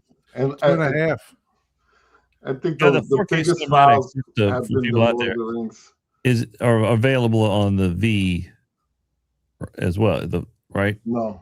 No, the Ks are just the ones that are going to have the 4K Yeah. cinematic. All right, scroll down. Do they have Back to the Future? Because I can guarantee you, Back to the Future is going to blow all these You away. can search on the right there on the top. Just put Back to the Future. I can tell you right now. Wild 'cause Robot that- is a good visual movie. too. yeah, but that's just because it's limited. See, a lot of things give contrast is what your brain in your eyes perceive more as yeah, thank detail. I mean, you can see they got a lot of movies They already. do have a lot of movies. A lot of movies so far, and here's Dune. Let's look at Dune. I mean, that that's a That one should be big too. Yeah. 130, 134. Yeah.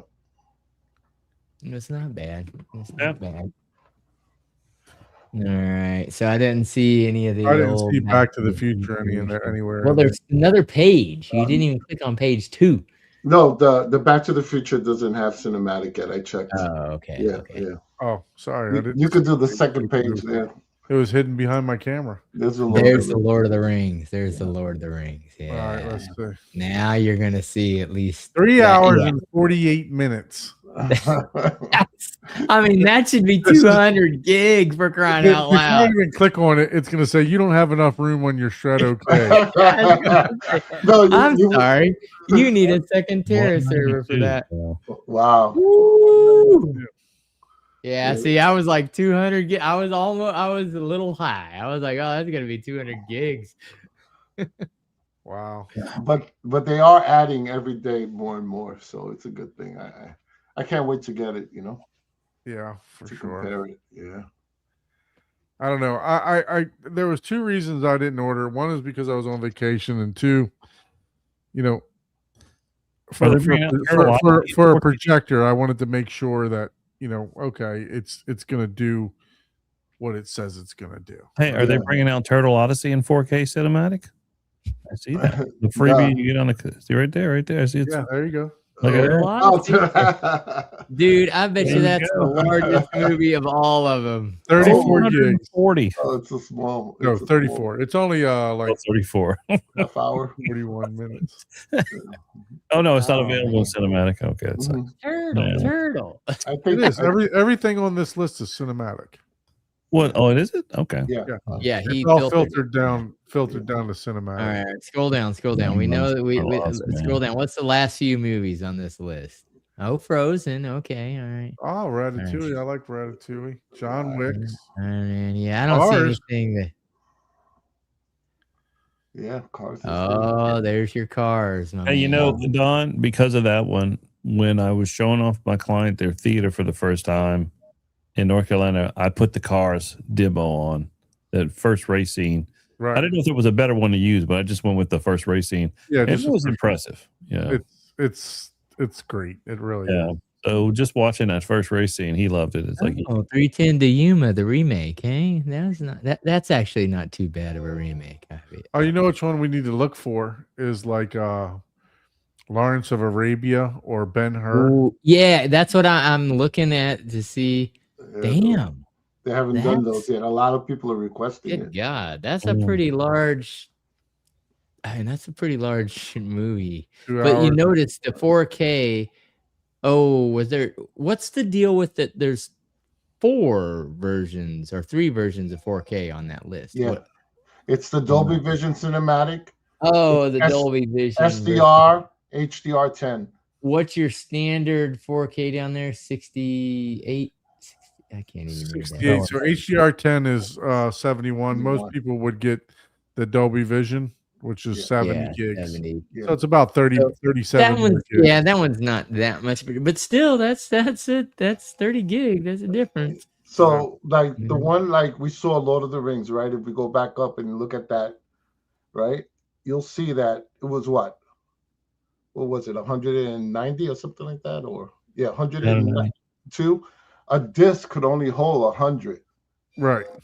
Yeah, that's why it comes in 2 discs to watch the movie. Yeah, into this. Yeah, you have to change discs. Yeah, Doesn't so mean that- it's less quality. It just means you have to get up and change the disc. change this, but and that's some for like a double layer, right? Double sided Yeah. disc, right? yeah, and then sometimes No, what no, no. they You do- have to triple. You have to. There's triple layer, and you have to change the disc. Oh my mid god. movie. Yeah, Yeah. Oh my Yeah. goodness. Or you do Plex, and you don't have to change the movie. yeah, Or compress it. not Plex, but whatever digital You streaming. can mux them together, right? Yeah, Mhm. Well, it just auto plays. Okay. Yeah. yeah. And right now, so- all the Strato V's are there's so many for sale. Oh, right all now. the Harry Potters, if you're a Harry Potter fan. Okay. Seeing a lot of Strato V's for sale on eBay.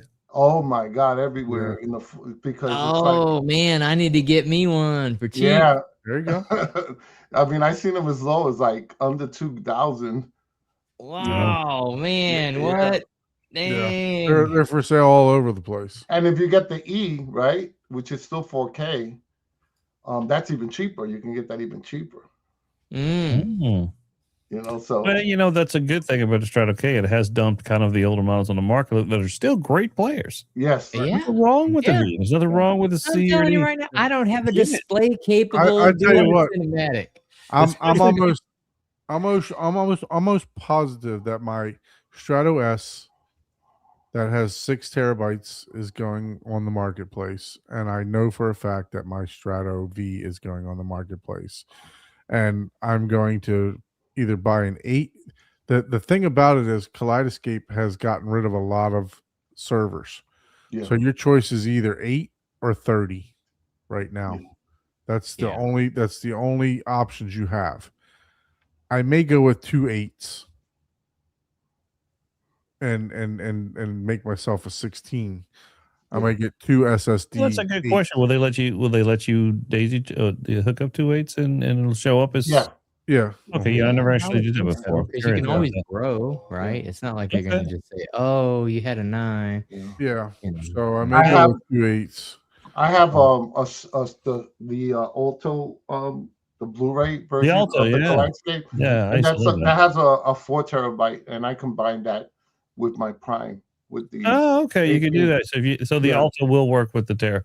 Yeah, Oh, that's but it only allows you to put regular HD SDR. Yep. Oh, HDR. regular, Yep. yeah. you can't put 4K on it. No, it's like 4 terabytes too. yeah, Yeah. yeah.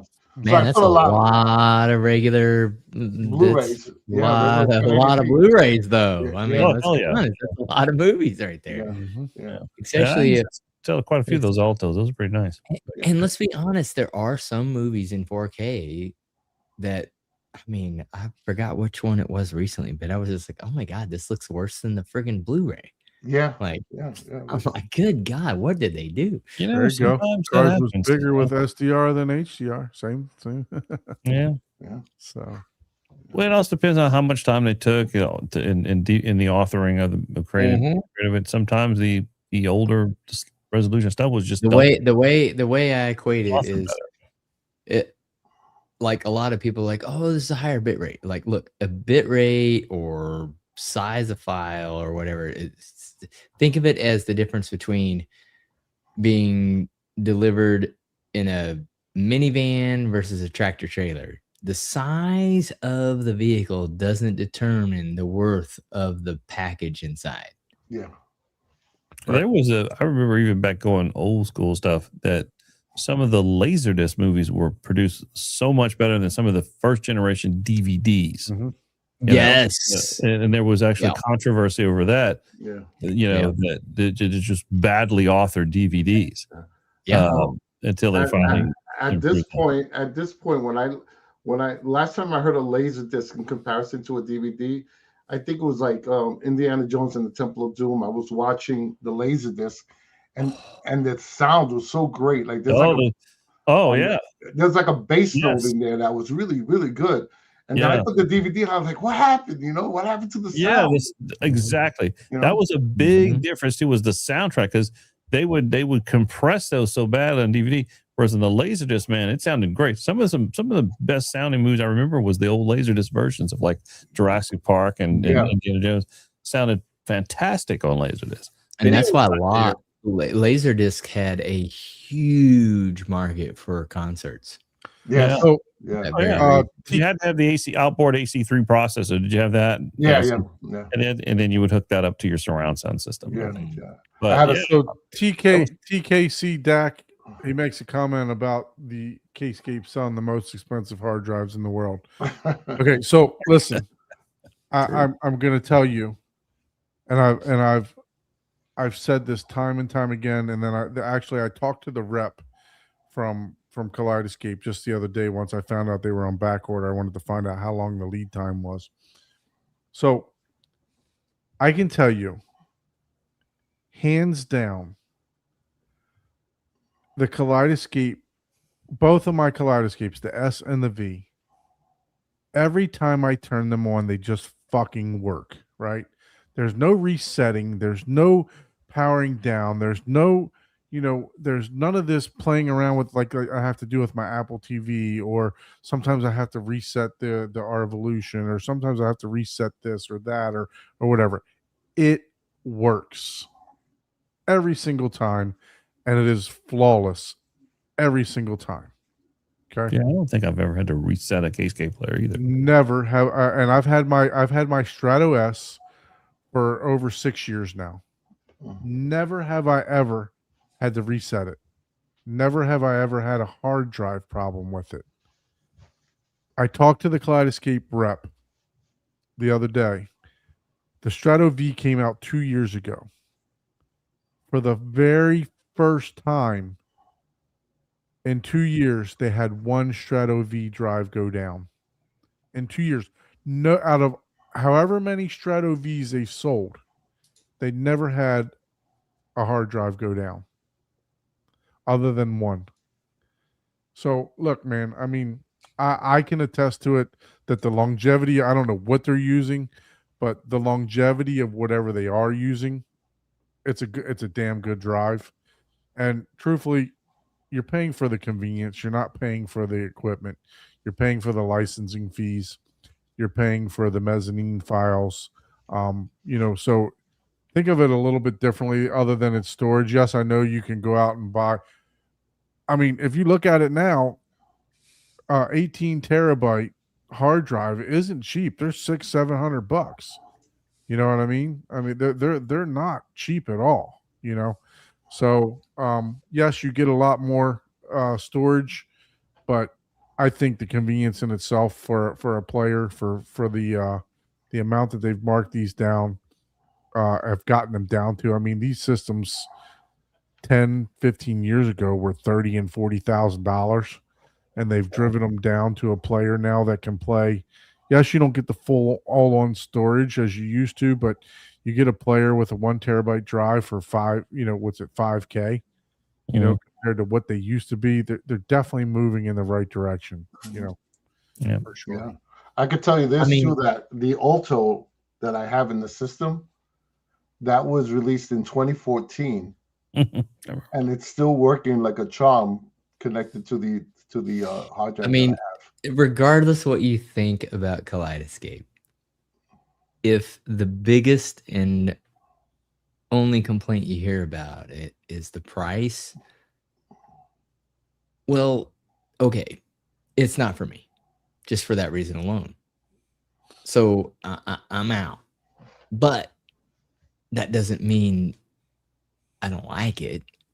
It's just Right. it's just not for me. It's not in my price range. So it's automatically out. I'm not ever going to buy a Lamborghini. I'm not gonna ever buy a Bugatti. I'm not gonna buy a Rolls Royce for my, commuter car. I'm not in that realm. But I can still appreciate all of those, Mhm.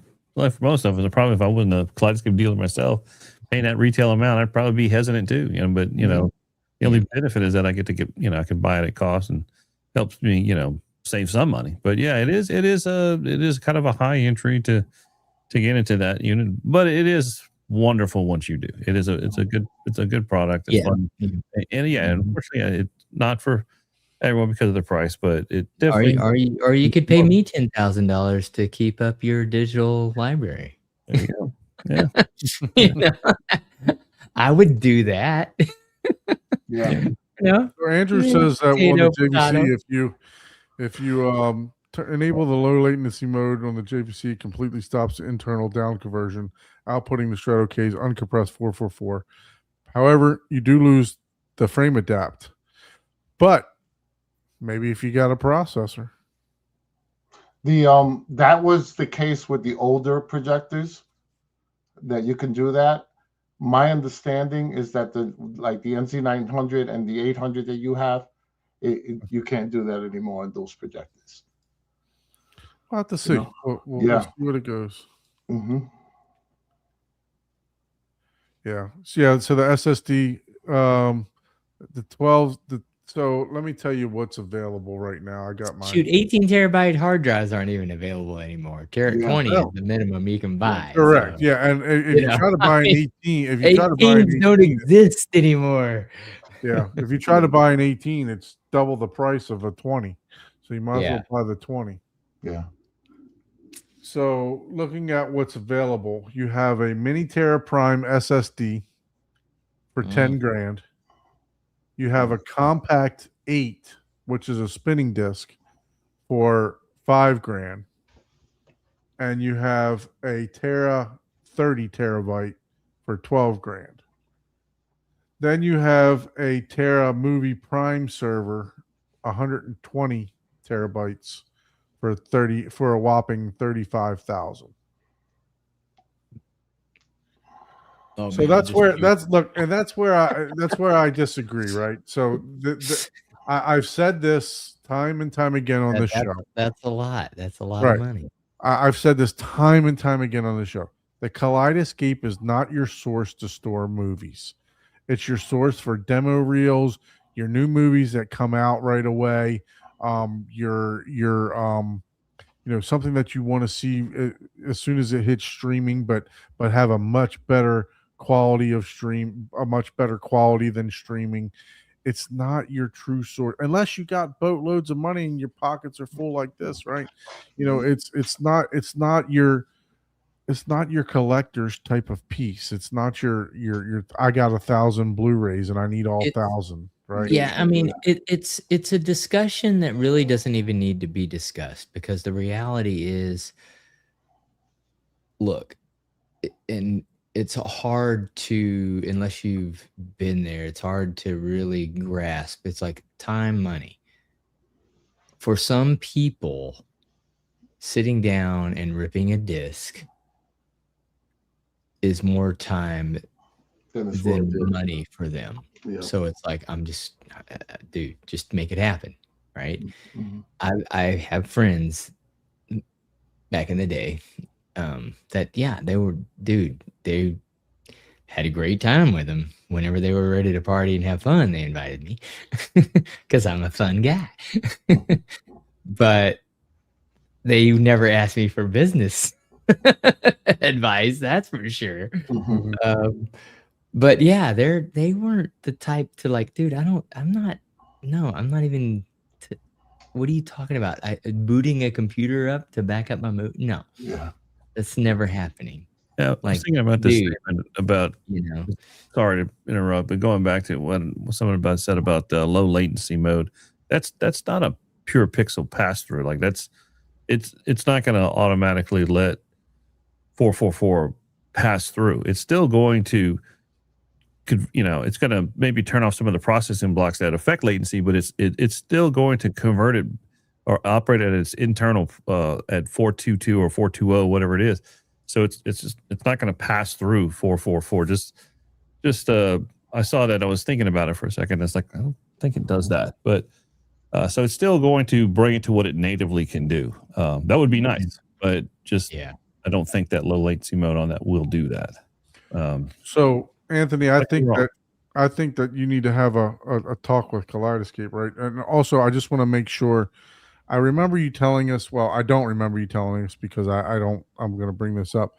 I don't know which version of the Kaleidoscape you have, but I just want to remind you that if you have like the M, the E, the V, once you've hit play on a movie, if you don't favorite it, it disappears. Right. So on the V, it will delete it in order to give you room for new movies.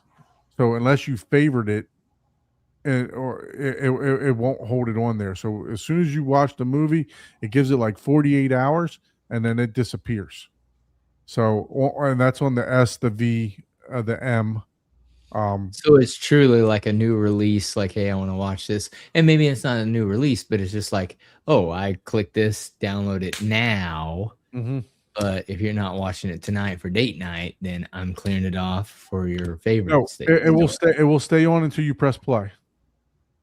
Oh. Yeah, that's how the rentals work too. What do you mean press play? It'll stay on. there. What do you mean? So like when I download to my So it Shredder, deletes it when you hit play.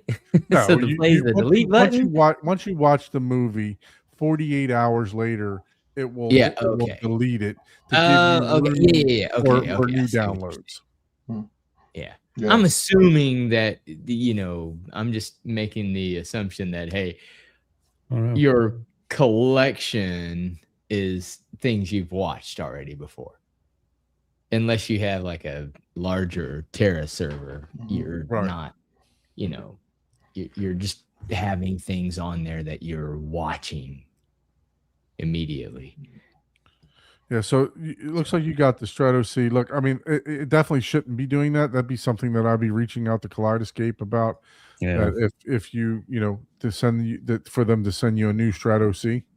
Um, I've not, as a dealer, I've not heard of this. I've not heard of any of my customers ever having this issue before.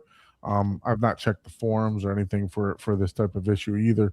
So, but Mm. I can just tell you, you know, I've had a fantastic experience with it, and everybody else that I've spoken to just has a wonderful experience with it. Other than what we've already mentioned, the costs, you know what I mean, is usually the negative that we get from the Kaleidoscape. So this show has turned into the Kaleidoscape show. If you'd like to purchase a Again. Kaleidoscape, if you'd like I to know, purchase man. a I need. Kaleidoscape, You need to get one of their reps to send me a damn shirt or I'm gonna start a layaway program. a hoodie. Yeah, I need a K-Escape hoodie. if you'd like any more information on the Kaleidoscape, please email me at hometheater@2020gmail.com. Or I'm probably promoted. I'm the Plex guy here, and I probably promote it You more should than like the anything. Flex. Or you can Well- reach out to Abe at 3D Squared. See, we don't handcuff dealers on this show. There's enough room for everybody, right? So, Oh my god. but yeah, no. So let's move over off of the Kaleidoscape subject because we are coming to the last portion of the show. I'd like to share some photos of the theater that Abe just finished in North Carolina. I don't have them, so Abe, you're gonna have to pull them up. And Oh, okay. Okay. I thought you were gonna do the video. Well, you put me on the spot here. I didn't know I was gonna do that, but let me. well, I mean, you know, You're like, we only sent a text message saying that we have minimal preparation for this show, and Abe, you're going to be doing your. Let me sign in. That's Don for you. Oh yeah, you may or may not be doing. Let me see if I can forward the video to myself very quickly. Oh yeah, because if you could upload that video and play it, that would probably be good. But I'm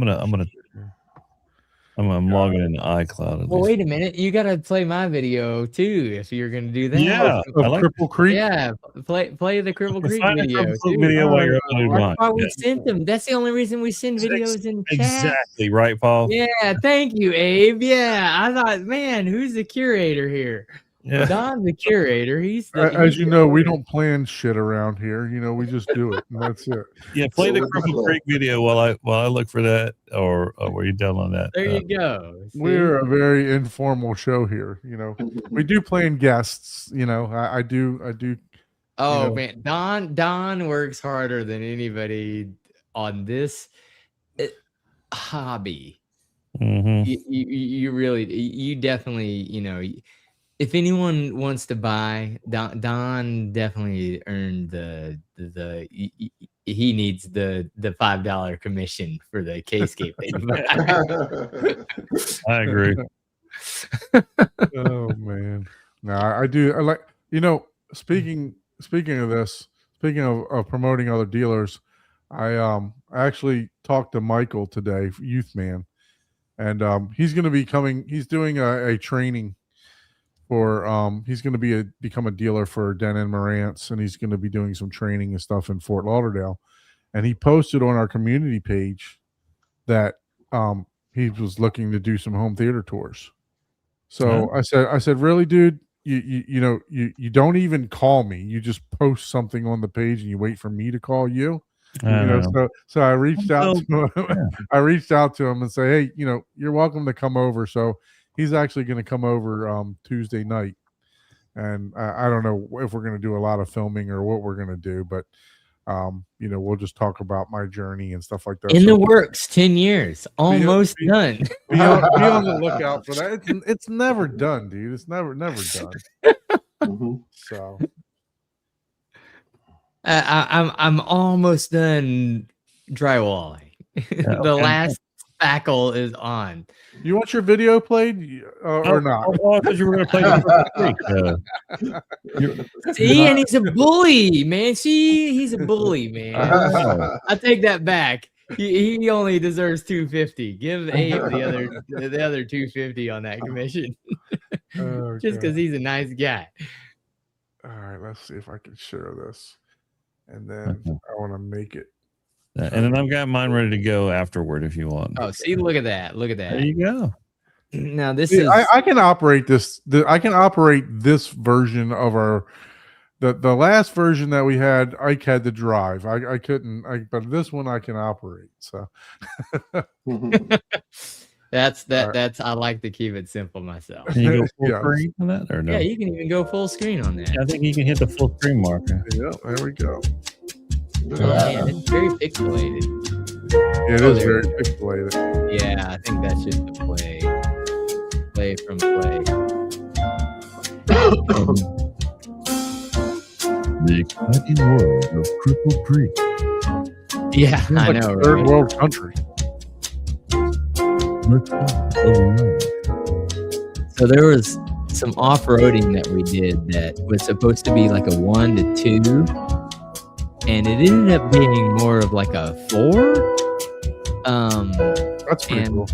the rating on some of the off-road community was like, "Oh, impassable, road blocked." Wow. Oh yeah, that You're was right. some great drone piloting is what that was. That was The what auto that crashed. follow feature. Yeah.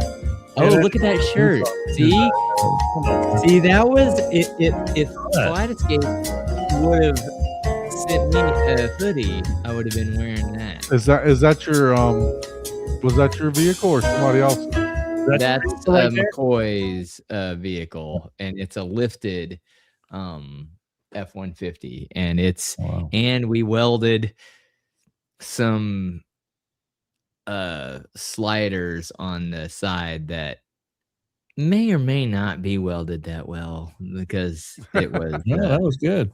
I know who welded those on there, and he's not that person's not that good at welding. He's not a good welder. Yeah. But after that, he definitely improved quite a bit. Oh, cool. So, Hey, there's a first time for everything. yep. I'm telling you that. And, hey, it was great. It was one of those things where I learned a lot. And, hey, they took a couple rocks where the rock sliders where they flexed and they didn't break off. So I'm like, all right, well, that person's welding was good enough to protect the doors like they're supposed to, because that's what the sliders are there whenever you're hitting. Because these rocks were like 28 inches tall. Like they were huge rocks. Like a lot of people on the off-road little segment were saying, hey, this road's impassable now, or boulder fell down in the middle, and we're my buddy McCoy, he's driving over it. I did a pretty poor job of spotting him. I drove him over it, and he basically dead bottomed the whole whole bottom of his truck was just sitting on a rock. But Oh he my said God. he has enough. Well, let's all-wheel see drive and if stuff backed up. let's see if Abe's phone Yeah, let's do does that. a little bit better than the flip phone that you used to shoot that video. you were shooting. See if it works better. I know, right? 111. My right? 1980s flip phone. You didn't like that video? let's find out. Oh man. You hit full Man, screen. I love that, man. That's awesome. Yeah, that is Full screen. cool. Or there is already in full screen. Yeah. So we got The a old Charlie Chapman picture there. I love it. Man, now That's that great. is I love old that. school. Oh wow, yeah, That's so nice, man. Perfect colors. yeah. There's me. There's our. I call it the tribute to old Hollywood. Is what we're Yeah. calling the theater. I love that, man. That's amazing. Yeah, that looks great. I like these sconces too. Casas and Mhm. friggin' yeah. Oh man, Let's play it back again. Yeah, the Yeah, curtain. that is really That's worthy cool. of another curtain pull. Yeah, for sure. Oh yeah, I love it. Yeah, I really like the black and white. Like, yeah, it Yeah, we went and all just black that. and white, grays and blacks, but we wanted to pop a color, and I think the perfect thing was that deep burgundy curtain. Which is Yeah, Yep. for sure. And you nailed it. You nailed it on and that then for we've got sure. some burgundy throws with the same fabric, some blankets and some Mhm. pillows that for the chairs that haven't came in yet. We're still manufacturing those. Oh, okay. So Yeah, that's- I was gonna say you needed a little bit, but yeah, Yeah. if you did that, then yeah, perfect. Yeah, you had the little cherry on top. On Yeah, that. that's just our little accent of color. Yeah. And Yeah. Mhm. other To bring it pictures. back. Yeah, that's awesome. There Yes. was a theater in Manhattan that I used to go to called the Ziegfeld Theater, Mhm. and they had, the curtains like that, and would start, with the movie and open up, and then there was another very light sheer curtain behind it that Mhm. also opened up, and that always gave you that impact, like wow, you're coming to a show. Oh man, here's an idea for your next one. That is, Yeah, I do love like this that. A good idea. idea too. Yeah, And here's this the rack. look at this, man. See, that would be cool. Yeah. Now this If was a Audrey little bit Hepburn had the red lipstick with that. I was like, yeah, that's a good kaleidoscope little player. And this was a black bigger level theater. I definitely put more. I bought a rack. I probably did not need to buy a rack this big, but it's got expansion, so we'll grow with it. But Yeah, exactly. kaleidoscope. And this is in a room behind the project behind the rear wall. If you saw on the, let me show you in the rear wall. See if I got a rear wall shot. Mhm. There is you can't see it, but there's a port glass right here. So the projector is behind here. Let me see if I've got a picture of Is that the equipment? You're not showing the equipment And the in this equipment rack shot, is in a though, are you? room that's behind. There's a door there, and the door is open, and you could see the equipment rack in that room that's parked behind. So So the door's open right there. the door is open, yeah, and you see right Oh, and that okay, door okay. closes, and you don't see any of that, but it's a little hidden door that we've got back there. Mhm. And let me see if I have a particular picture. Yeah, so that's the projector shooting through the port glass. Is that Sony? Yeah, Sony VX5000. Yeah, and then it's shooting through a port glass on the front. Let me see if I have a picture of the port. Yeah, this is a picture of the port glass. Not a really good picture, but that's the port glass on the rear wall. It's a bad picture. Are there any advantages? That must have putting been taken with Paul's phone. Probably. Yeah. Say again? Is there any advantage when you put a port glass in front of a projector like that? No, as long as it's a specified port glass, like a white water or a low iron port glass. So this is an actual white water port glass that's used for that use. The advantage is it's in another room and they're trying to keep the That's me sound. wiring up this rack. That's keep the your reason noise you floor. Yeah, keep your noise shoot it floor next through to a nothing. port glass. There's no advantages. The advantage is No. noise reduction. Mm-hmm. Yeah, there's some other stuff there. I hadn't quite finished. I'm trying to find and then we got the lighting control. We've got a control for 8-zone APD. It's controlling all the lighting in the theater. Mm-hmm.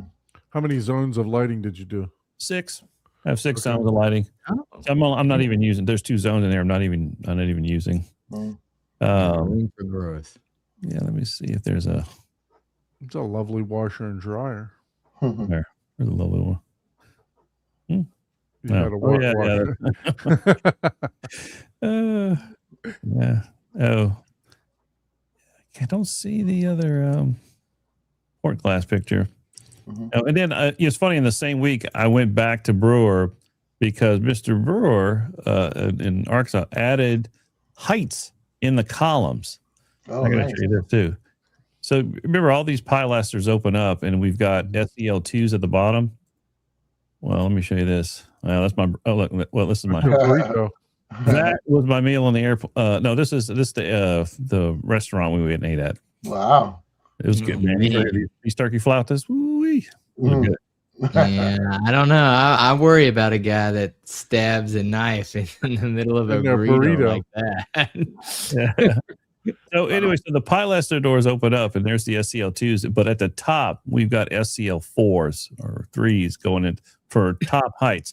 So he added 11 more speakers, So not only does he have a Dolby Atmos 13 point blah blah blah, like so many, but he's got DTS and he's got RL3D all in the same room. Wow. Nice. Yeah, which I think is just way overkill, but more power to him. Yeah. Hey, He loves it, and I'm happy he's doing it because it gives me a chance to see what will these rooms do with all that stuff in it. So, Man, I'm gonna have to go down. He's in Arkansas. what did you have to? Does he got a 32? Altitude 32 in that one? oh, check first one out there. He has the expansion. It's the 48 EXT expander on the 32. Wow. Oh, He's Dang. in fact, I got to show you this picture. Let me find that picture of the expander because I had never seen that before, and I was like, "Holy shit!" So this is the bigger of the Art Deco theaters that you Yeah. right? Let me see if I've got. The one in Celebration was a smaller version of that. That's not where this one is. Yeah, Right? so let me show you this. This one's where is this one located at? Abe? This is in Arkansas. Arkansas. That's what I thought. Yeah. Okay, let me zoom in on that. That is the Trinoff 48 EXT expander on top of the SDP 80 processor, Wow. Oh, wow. mm, and I had never seen that before. Yeah, that's cool. 48 channel extender. Wow. Yeah, so I was like, well, wow, that's just insane. Mm. And I took some pictures of the back of it. That's all in synthesis certified. Look at that. Damn. Nice. Look at that power cord. I like that power cord. Yeah, and those cables. Oof. let me tell you what, he spent more on power cords than my house. That's Man, I how can see bad. that. That's awesome. Well, you can do it. So that's the expander right there. 1, 2, 3, What cables are those? tributaries. Tributary? Mm. Okay. Yeah, so that, and I had never seen. So there's this I had never even heard of this cable too. This is a digital AES EBU cable that goes from the Trinoff, well, from the SDP 80 to the expander. It's a digital DB25 cable, Yeah. essentially. Yeah. And I was like, I had never even heard of that. I never used one. I've heard of it, just never used one. They are. In Yeah. Telcom, that's how we do. What projector is is he running there? Yeah, that's everything out. That it's a Freya Plus, and I'll show you some pictures of that too. But this was a crazy setup. I was taking pictures behind the rack, trying to figure out half the shit in there. This is the one with he's doing waveforming, right? You have like Yeah. eight. Okay, eight so these are, subwoofers. Damn. each one of these is a power cord going to each one of the amps. Okay. That's nice. Wow. Yeah. Let me see if there's a. Yeah, those are pricey. Yeah, and there's a. He's got 50 feet of extra wire. No wonder they're pricey. I don't think I have the photo where I zoom out and see the whole thing, but there it is. Okay, that's the power cords. I'm interested in the gold pig. Yeah, Like, I'm seriously interested in the gold pig. you did not see that. Oh, Oh, okay. But I was like, dude, like all that's these pretty are- wild. all these are amplifiers. That's All cool. Jesus. And this right here, these were all custom made. What Nice. was he making? Was he doing the altitude 16 amplifier? No, it's a 32, and then it No, has the Trinoff amplifier, the 16. Oh no, it's all SMA 8300s. Okay. JBL amps. I don't know if I have a picture of the amps. Yeah, he's the certified synthesis. Yeah, it's all synthesis. It has to be. Let me see. I don't know a picture of the amps. May He not have. had Maybe down there on the This is kind of a cool picture. He uplit the speakers behind the screen, so and you turn on a light and you can see the speakers behind the screen, and that's the 4 SSW1 subs with the SEL2s, That's nice, man. SEL1s. That looks Wow. good. What chairs are those? What seating? does he These are all elite. have? Yeah, elite. Mhm. Yeah. And unfortunately, I was there when they were doing the calibration with the new sets of speakers, but I never got to hear it. So I got to go back one day to actually hear it. So I still have not heard this theater in like all its glory. damn, Um, dude. Incredible. That's Yeah. gotta suck to be the one to design the whole thing, and then you're like, okay. Well, he heard the first iteration, but not the Yeah. with the new And here's height. the crazy thing. Yeah. I stopped my work in North Carolina to drive from North Carolina to Arkansas just because I know the JB there was there and he was going to set it up and calibrate for the new speakers. And I wanted to hear what this thing sounded. But it took so long to get everything set up. It was like 3 days for him to do that calibration. And I had to leave to go back to North Carolina to finish up that job. Mm. So unfortunately, I didn't get to hear it. Let me see if there's a. Yeah, this is the project. So that's the projector that's behind the thing. It's a Freya Plus, and that's the big dog. It's insanely loud too. It's in its own room behind the rear wall. Wow. I think I have some video where I'm trying to climb up. Yeah, this is my sad video of me trying to get up there. Mhm. I'm trying to go up this ladder to see the projector. Oh, sorry, I didn't check. I didn't see you check the ladder for stability. No, I didn't. That's like a professional projector, or Yeah. and what size screen does he have? Parco Freya. Oh, I forgot. 208, Oh man. and that's just shooting through the port glass there. Oh, okay. Wow. But like, I've seen these same projectors like in drive-through movie theater. Okay. So it's Go ahead. They got Yeah. a vent there, like a nice. What's the mounting on the top for, Abe? if you want to suspend it from the ceiling. so Oh, it comes like that. Yeah, it comes like that. But we built a stand for it to sit on, so it could be elevated up to the port glass area. I see. But Nice. yeah, it was pretty. It was pretty neat. Oh, and this is I gotta show you. This is my door panel I designed. oh, we cool. needed- That looks good. Yeah. So what I did is I simply have a 1/2-inch fabric wrap frame, Mhm. and these are 1-inch thick acoustic panels that I have tapered to 1/2-inch, so Mhm. they kind of finish flush. Oh And it turned man, out pretty good. I like that. So if you want a simple idea for an acoustical door panel, there you go, Mhm. right there. Yeah. Still looks like a door. Yeah. Yeah. That way, your landing for your doorknob works just fine, and all you have to do is make sure you get like the extended handle. That's in the back of the room or on the side? Yeah, well, there's a door on both sides of the back. Oh, okay. Yeah, so we have that on both doors. Hmm. But yeah, turned out good. I was Nice. happy. So Like Rich me. asks, when are we going to see Mr. Long's theater? Yeah, we need to get out there. Yeah, Yeah, I we definitely agree. need to get there. I know he's ready for us. He's asking me when I'm coming. So yeah, we need to probably go ahead and make that trip happen. Yeah, for sure. I'd be willing to do that. We should make that a community Well, like live. all right. Okay. I'm gonna stop sharing now. Okay. Or I show videos, do pictures I shouldn't.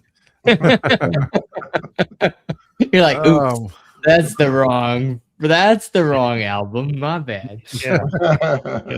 But yeah, so, Hey, at least all of yours are G-rated. so it's still killing me that I have not heard that theater.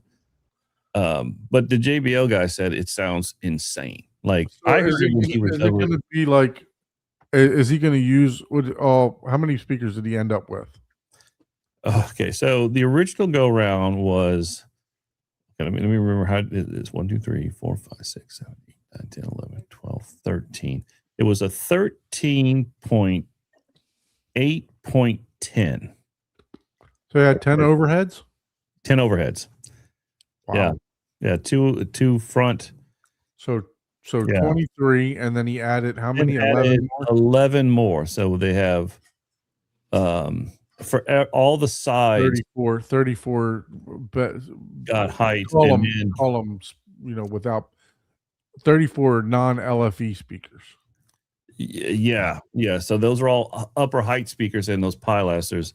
And then he's got the Voice of God speaker for the RO3D, and then but it was 11 more speakers he added to So that. are they did they set that up in the way to where they because Trinoff came up with a format to where you can kind of mix both the Oro 3D and the Atmos,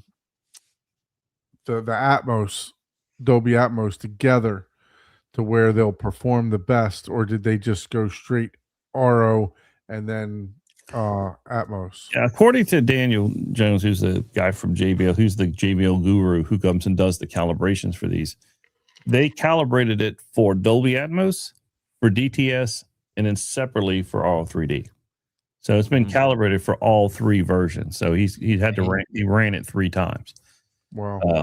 And then yeah, for according that's to why it took 3 days. took a long time, and I was like, I gotta go. So I asked the client, can I come back one day? So when he does DTS, that's going to be object based. It's going to use all 34 speakers. I'm assuming so. And actually, this is a good thing. I'd like to maybe see if he would like to come on the show and explain me what he did, because I wasn't there. Right. So I would definitely like to get some insight myself on, like, how do you even do that? Like what do you have to do, Right. to make that work? Because Yeah, that's a lot. That's a lot. But I do know, man, watching them try to set that up at how when they added on that 48 channel extender from Trinoff, which from what they tell me is one of the few theaters in the world that actually has that extender on it. I didn't even know they made it. It was cool, man, to see that happen, because that was new territory for me. So how far apart would you say his heights versus his Atmos are? Good question. So the side heights, so the SEL2s were at bed layer right there. Then you go up about another 3 feet, 3.5 feet. You've got those side heights. Then you go up. Mainly used for Oro at that angle. Okay. Right. And they're tilted at a 15-degree angle down inside the baffle, inside the pilaster. Then I would say you go another 3 feet over onto the ceiling, and that's where the Atmos speaker is, roughly, if I had to say. So they're kind of, I think they're kind of in line from where they placed them. Okay. So I was just wondering how much benefit you're going to get with them only being 3 feet apart. No, I don't know. I don't either. I'm thinking, why could you have just used I thought the same thing. Why not just use the in ceilings that were there as?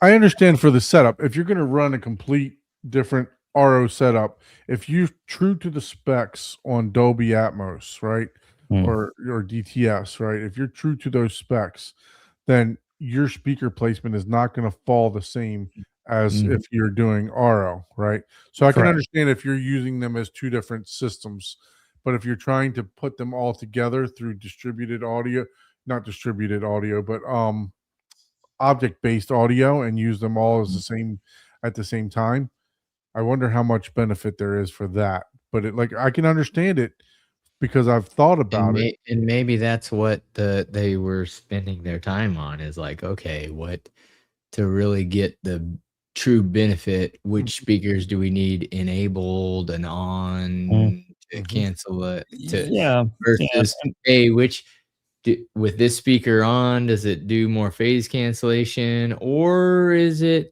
that we spend an extra 3 hours making this one speaker, even though it's minute, be able to travel the audio more precisely? Yeah, and crazy thing, they bi-amped all of those speakers. Oh Jesus! The height channels, all of them. Wow. Yeah. I was like, are you serious? That's a lot. That's a lot of amplifiers, man. Oh yeah. Did you buy amp? That's a lot of cable. Man, yes. Yeah. We had to they had to take down the heights because we have to pull, there's a cable, like a jumper cable that you have to pull off if you're bi-amping those heights. So we had to take that off and put it back on. Awesome. And that is full on. Like, man, I hope they ran aluminum rotted, cable management to each. That's so much cable wire weight. It's like, hey, we got like 1,000 pounds of cables in the ceiling. What did you run? 12 gauge? Like, why is there so much cable? And it's like they have backups on their backups, and then it came down to, we have so much cable. why? And basically, they just it was like a whim. Well, let's just, since we have so much, let's just buy up everything. And it was that quick of a decision. Wow. Wow. Which I had no idea that they were going to do that. And then, See, but that's why I ran SmurfTube, yeah, so I can just if I need to pull something. Man, your Smurf tube's not big enough. No offense. Yeah, it's not falling out. It's not. I agree. I mean, you know, I would have saved money, but I That's a give lot you of 2, wire. 3, 4, but man, 32 When I by first wires. started, when I first started God. buying my wire for the theater, 250 feet of 10 gauge monoprice in wall rated was only like $80 some. When I had to buy 2 more rolls at the end, it was $250 a piece.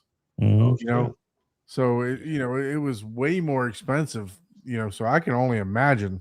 Oh you know, my God. what they spent. I mean, just those power cables alone, those Well, tributary he's power. running Yeah. 8 Like I said, gauge the speed power wire to cable- every single terminal. Well, what Yeah. they told me was, what they told me, like I said, is just as much as what I paid for my house. For So, Jesus. That's crazy, man. yeah, and just in custom power cords. Nice. And it was getting, I kind of debated, they did a good job with it. And this is a really good AV dealer in, I have to give them a little bit of credit. Hometronics in Arkansas, they were the AV dealer we worked with on that, and they did a great job. And they did this whole house, and they did an amazing job with this house. So definitely in Arkansas area, give those guys a call. They know what they're doing. But I had when I did the original design, I was going to take, Mid-Atlantic has those custom modular power outlets that you can customize, and you can actually run like 3 dedicated circuits on inside of a vertical power strip, and then the electrician would wire up 3 dedicated circuits so that you can have a nice clean power cord going from the amp to the vertical power strip. Yeah. And so that's what I thought they would use, but they went the extra mile and said, no, let's just get custom power cables going from here right to the outlet. All right. Yeah. And these were stationary racks. They didn't have to move. They had a cable ladder above it.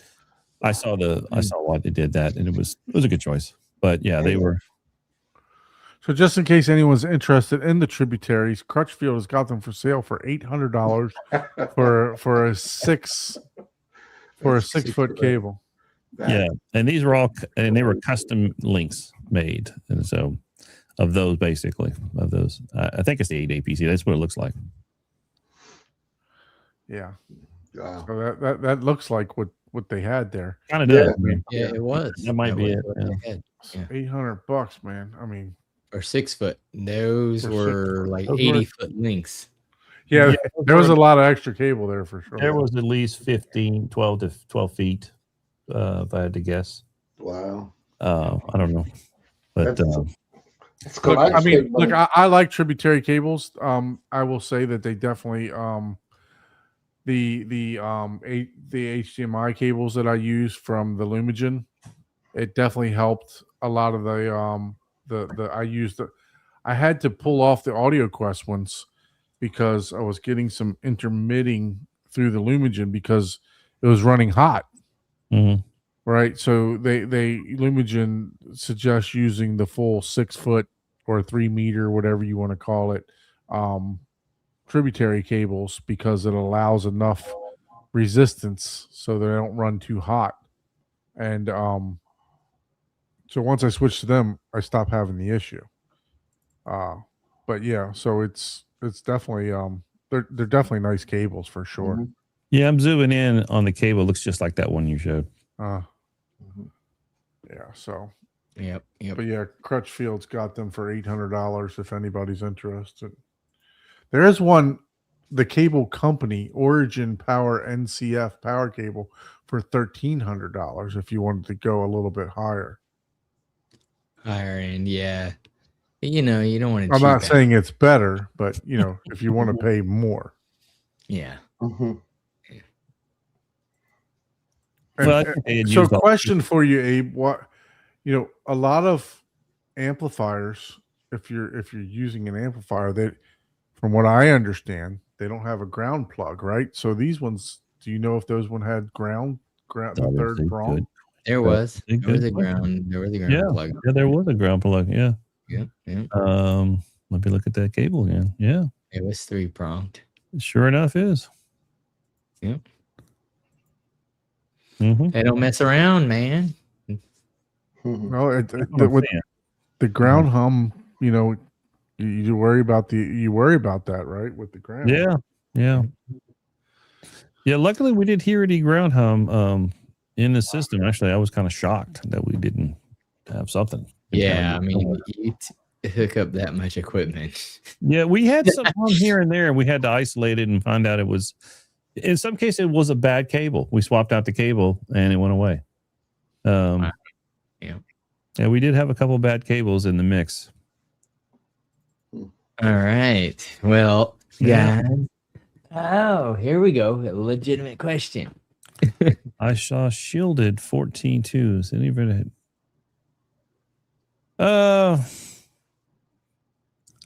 No. I mean, I think they just wanted the extra benefit of having the shielded 14.2. But if you run it right, not really. If you're careful of how you run it, keep it away from electrical. If you do have to run electrical, keep it 18 inches away. Run if you have to run parallel, cross at a 90 degree, right? Yeah. Correct. It depends on your circumstance. And how long you're running it too? Yeah. How long you're running it. If you're running it across things like any sort of generators or motors or that's really what that's about. The shielded cable is worth it. Let's put it this way. If you need it, If you need it, it's worth it. Yeah. For sure. Now, Like the other thing too that also, without it. like I use. Do you need it? If you're running it from here to here and there's nothing there. Well, from most theaters, I don't use it unless it's a very particular application. And over Yeah. here, I think the AV dealer, given everything else they were running in that room, wanted that extra bit of precaution. But the other thing I like is, for instance, Liberty Cable makes a THX Salt certified 14 gauge cable. But what's nice about the construction, in addition to having this really thick shielding on it, thick jacket on it, it's a twisted pair. So it's naturally twisted. The positive and negative are sheathed and twisted inside of their sheathing. That's my favorite one to use, which just that design cuts down on a lot of interference because they're twisted inside their jacket. So if you can find a cable geometry like that, that also helps cut down on EMI and RF interference without needing it to be shielded. I would check out the Ultra Cap speaker cable from Liberty as a good choice for CL3 rated, UL listed. Oh, CL3 rated. Yeah, CL3 rated, UL listed. Extremely well built cable, and not that expensive. Not that What expensive. is it called? Liberty? Yeah, look for Ultra Liberty wiring cable Ultra Cap. Yeah, Cool. that's one of my trade secrets right there. Is that one, because it's a great cable, and then you can make that cable. I buy the sheathing, the braided sheathing independently, and I can dress that cable up and make it look like $1,000 cable. Mhm. And it's a very well built cable. Look for Ultra Cap. There's they make it in a 12.2 or in a 14.2, and then a 14.4. Yeah, that Looks like the monoprice cable that I buy. Yeah, that speaker has been a workhorse of a cable for me right there. A great speaker cable to run in the wall. It's a 261 stranded OFC copper. Like I said, the positive negatives are twisted in there, so which helps cut down on noise and interference as well. Yeah. But great speaker cable. Cool. And you can use it for anything. One last thing that we were trying to get you to hear, but I guess you weren't hearing us. One suggestion for the pop of color in that theater would be to make Aubrey Hepburn's lips red instead of black and white. I upvote that. Okay, the interesting On thought. that, for your next one, that's that would pop. Yeah, that would have been an interesting thought. Yeah. So add that little bit of color right in the black and white photo. Mm-hmm. Yeah. Good suggestion. Yeah, I didn't think about that one, but yeah, good suggestion. Yeah. Yeah, for Mhm. sure. I agreed with that one. I was like, oh yeah, yeah. Yeah, that would have definitely been. So Photoshop it and then share it back with us to see what it looks like. Yeah, that would Yeah. definitely. Yeah, I would be like, I can have Glenn do that. Actually, I didn't think of that. Because we were wanting just one little tiny bit of color. We wanted it to, Yeah. the curtain was, obviously you knew that was going to be it.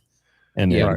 have a little accent, throw pillows on the seats was gonna be- yeah, and that helps a lot. And it's But that- yeah, it's I just- like the idea of just like a little micro bit of color in some. There's always there's always a cool aspect of a black and white with just Yeah. one It's really- item with just a pop of color. You know. Mhm. Yeah. And I'll share this. I don't know if to share. This is so. What's kind of cool about this house is it's nestled in the mountains, and the rest of the house looks like a cabin.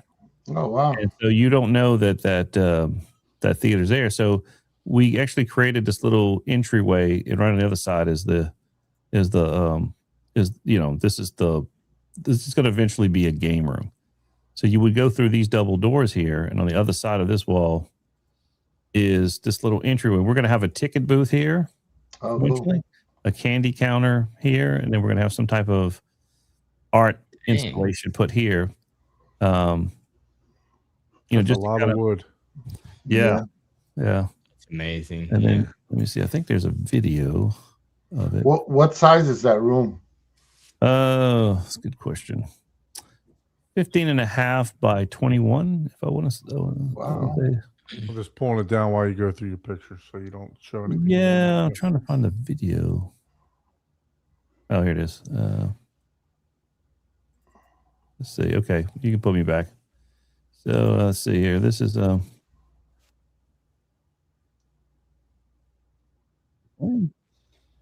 It's a short video.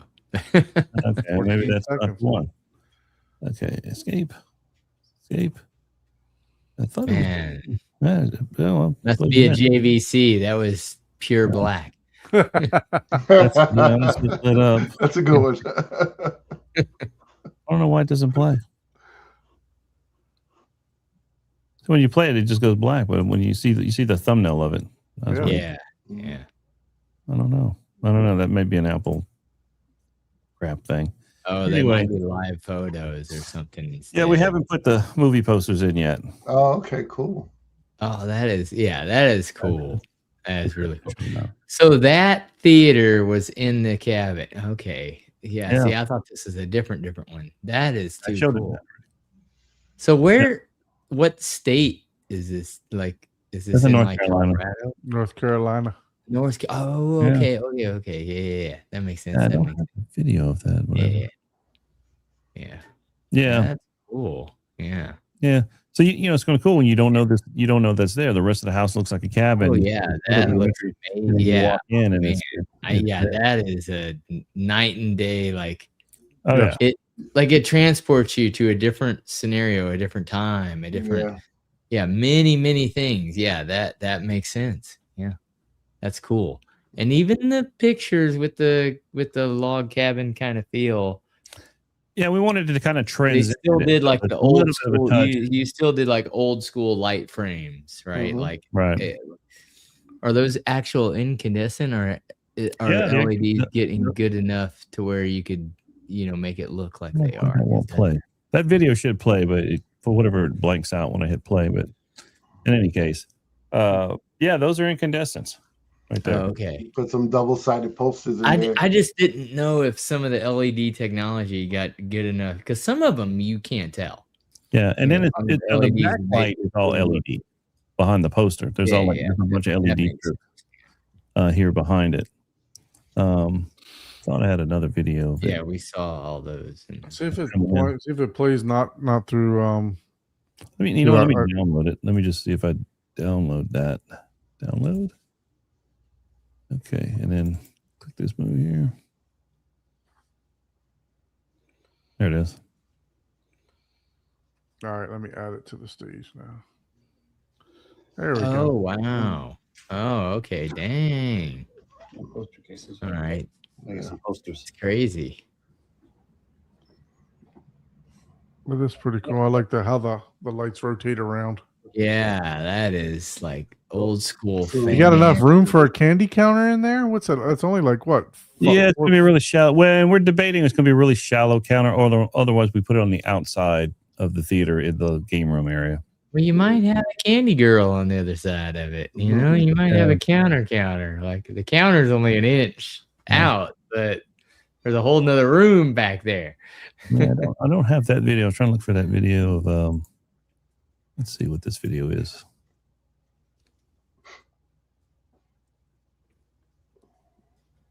Oh, that's just another looping around the video. Well, I can tell you, I'm out. Oh, you did a good job on that thing. It's time Oh, to there's me looking like I'm. call it a night. Paul did a good job on that stout there. Yeah, good job. Yeah, up there. It's only 6%. 0.6%. 0.6%. Yeah. Nelson, thanks for coming in and Oh yeah, my pleasure. clarifying some stuff on the Kaleidoscape and the JVC. Yeah, thank you. You guys Yeah. are always welcome. Anybody that has the link, that's what we like. We like for you guys to pop in, pop out, participate. Fine with us for sure. So if you do have the link, if you've been a guest on the show, by all means, you always have carte blanche to just join us if you want to. We'll bring you on. Unless we may have we're trying to line up some industry guests, you know what I mean? So at that time we'll give them their time, obviously, you know what I mean? But unless you own the product and you want to come on and talk good things about the product, that's on there for sure. But yeah, so listen, everyone, we definitely appreciate you joining us back from our vacation. Once again, if you'd like information on the Kaleidoscape K or any other Kaleidoscape products, please shoot me an email to horizontheater@2020gmail.com. Also, if you need a theater design or you need a Kaleidoscape, reach out to Abe at 3dsquared.com. And as usual, please like, share, subscribe. I picked up some subscribers. I'm almost getting to 900 now. So I think I'm like 890 something. But so yeah, so if you could help me out with that and subscribe to the channel, to Horizon Home Theater. I know I don't post videos, guys. I apologize. I just do these lives. I was talking to Michael about that today. It's just very time consuming with 2 jobs and a young child, and I like to watch movies too. So I want to be able to do that and report back to you guys. But so yeah, if you could subscribe to the channel, mainly just for the live show. I will eventually get to some videos and stuff like that. But You're gonna have to make a video on that new K-scape when you get it. Yeah, for sure. Definitely have to do that. Man, maybe we'll have to collaborate on some videos. If you'd like to be a guest on the show, please shoot us an email at hometheaterhublive@gmail.com. We are looking for some more guests for tours. Maybe we can get an update on Anthony's progress. Abe, next week, maybe we can bring him back. Yeah, we're working on it. So we've got the footprint. Yeah, we've got yeah. I mean, you sold him on a K-scape, right? I mean, now that it's the latest and greatest thing, he needs an upgrade. I mean, also working on with Daryl there, working on his stuff. So we're finally moving. We're inching it forward a little bit more. So Derek. Yeah, with Derek. Yeah. Very, very good. Very good. Daryl. Yeah, Derek. You said Daryl. I thought Derek Harrell, and I put 2 together. And my other brother, Daryl. It's getting late when I just mashed his first name and last name together. Derek. Yep. That's funny. Oh, man. Yeah, it's getting late. For sure. On that note. Well, once again, if you'd like to be a guest on the show, please shoot us an email at hometheaterhublive@gmail.com. And hey, until next time, lights down, sound up, and don't blame us for your next K-scape. All For sure. Yeah. Thank you. And